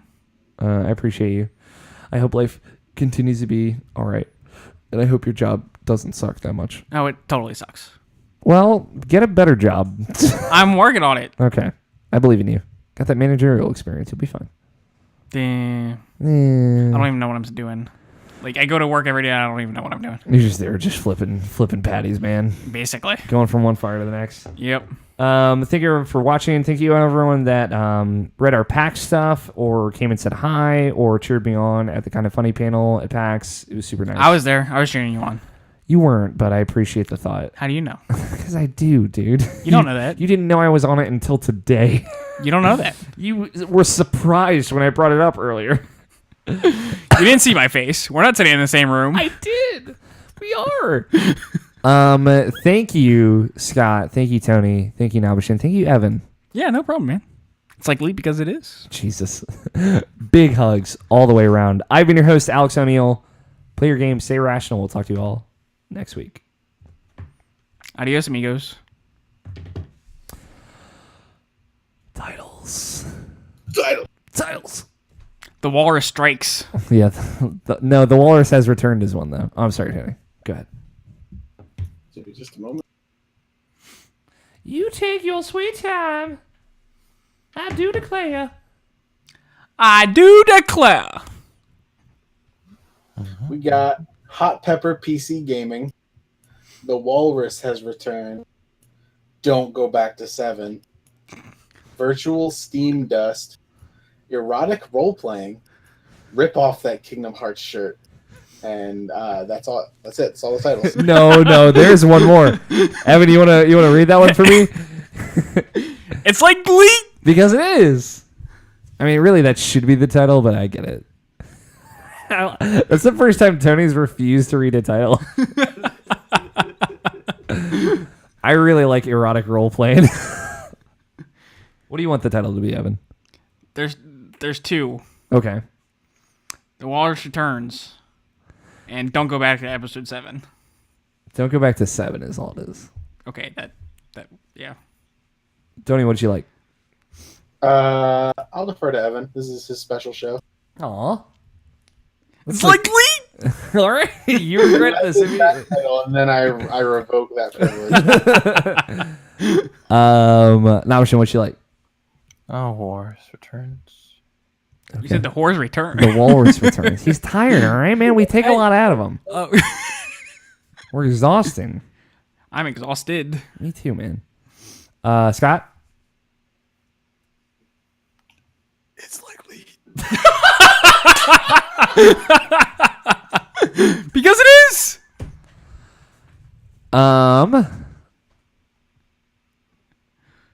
Okay. We have to do the lead one. I'm sorry, guys. I'm sorry, Tony.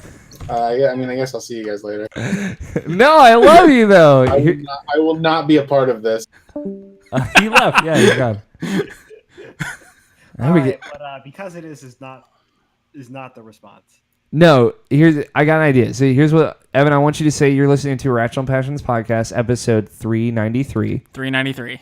And then I'll say 1337. It's like Leap. Because it is. That'll be it. Okay. No. Yes. Okay, so it's. Here we go. Hold on. All right, I'm listening. Either Nabishin or I should say the title. Okay. Evan comes in with It's Like Leap. Oh, sorry, it's either you or Nabishin should say the title. Evan will come in with Like It's Leap. And then I was hoping that Tony and I would come in with, oh, not this shit again. I like that.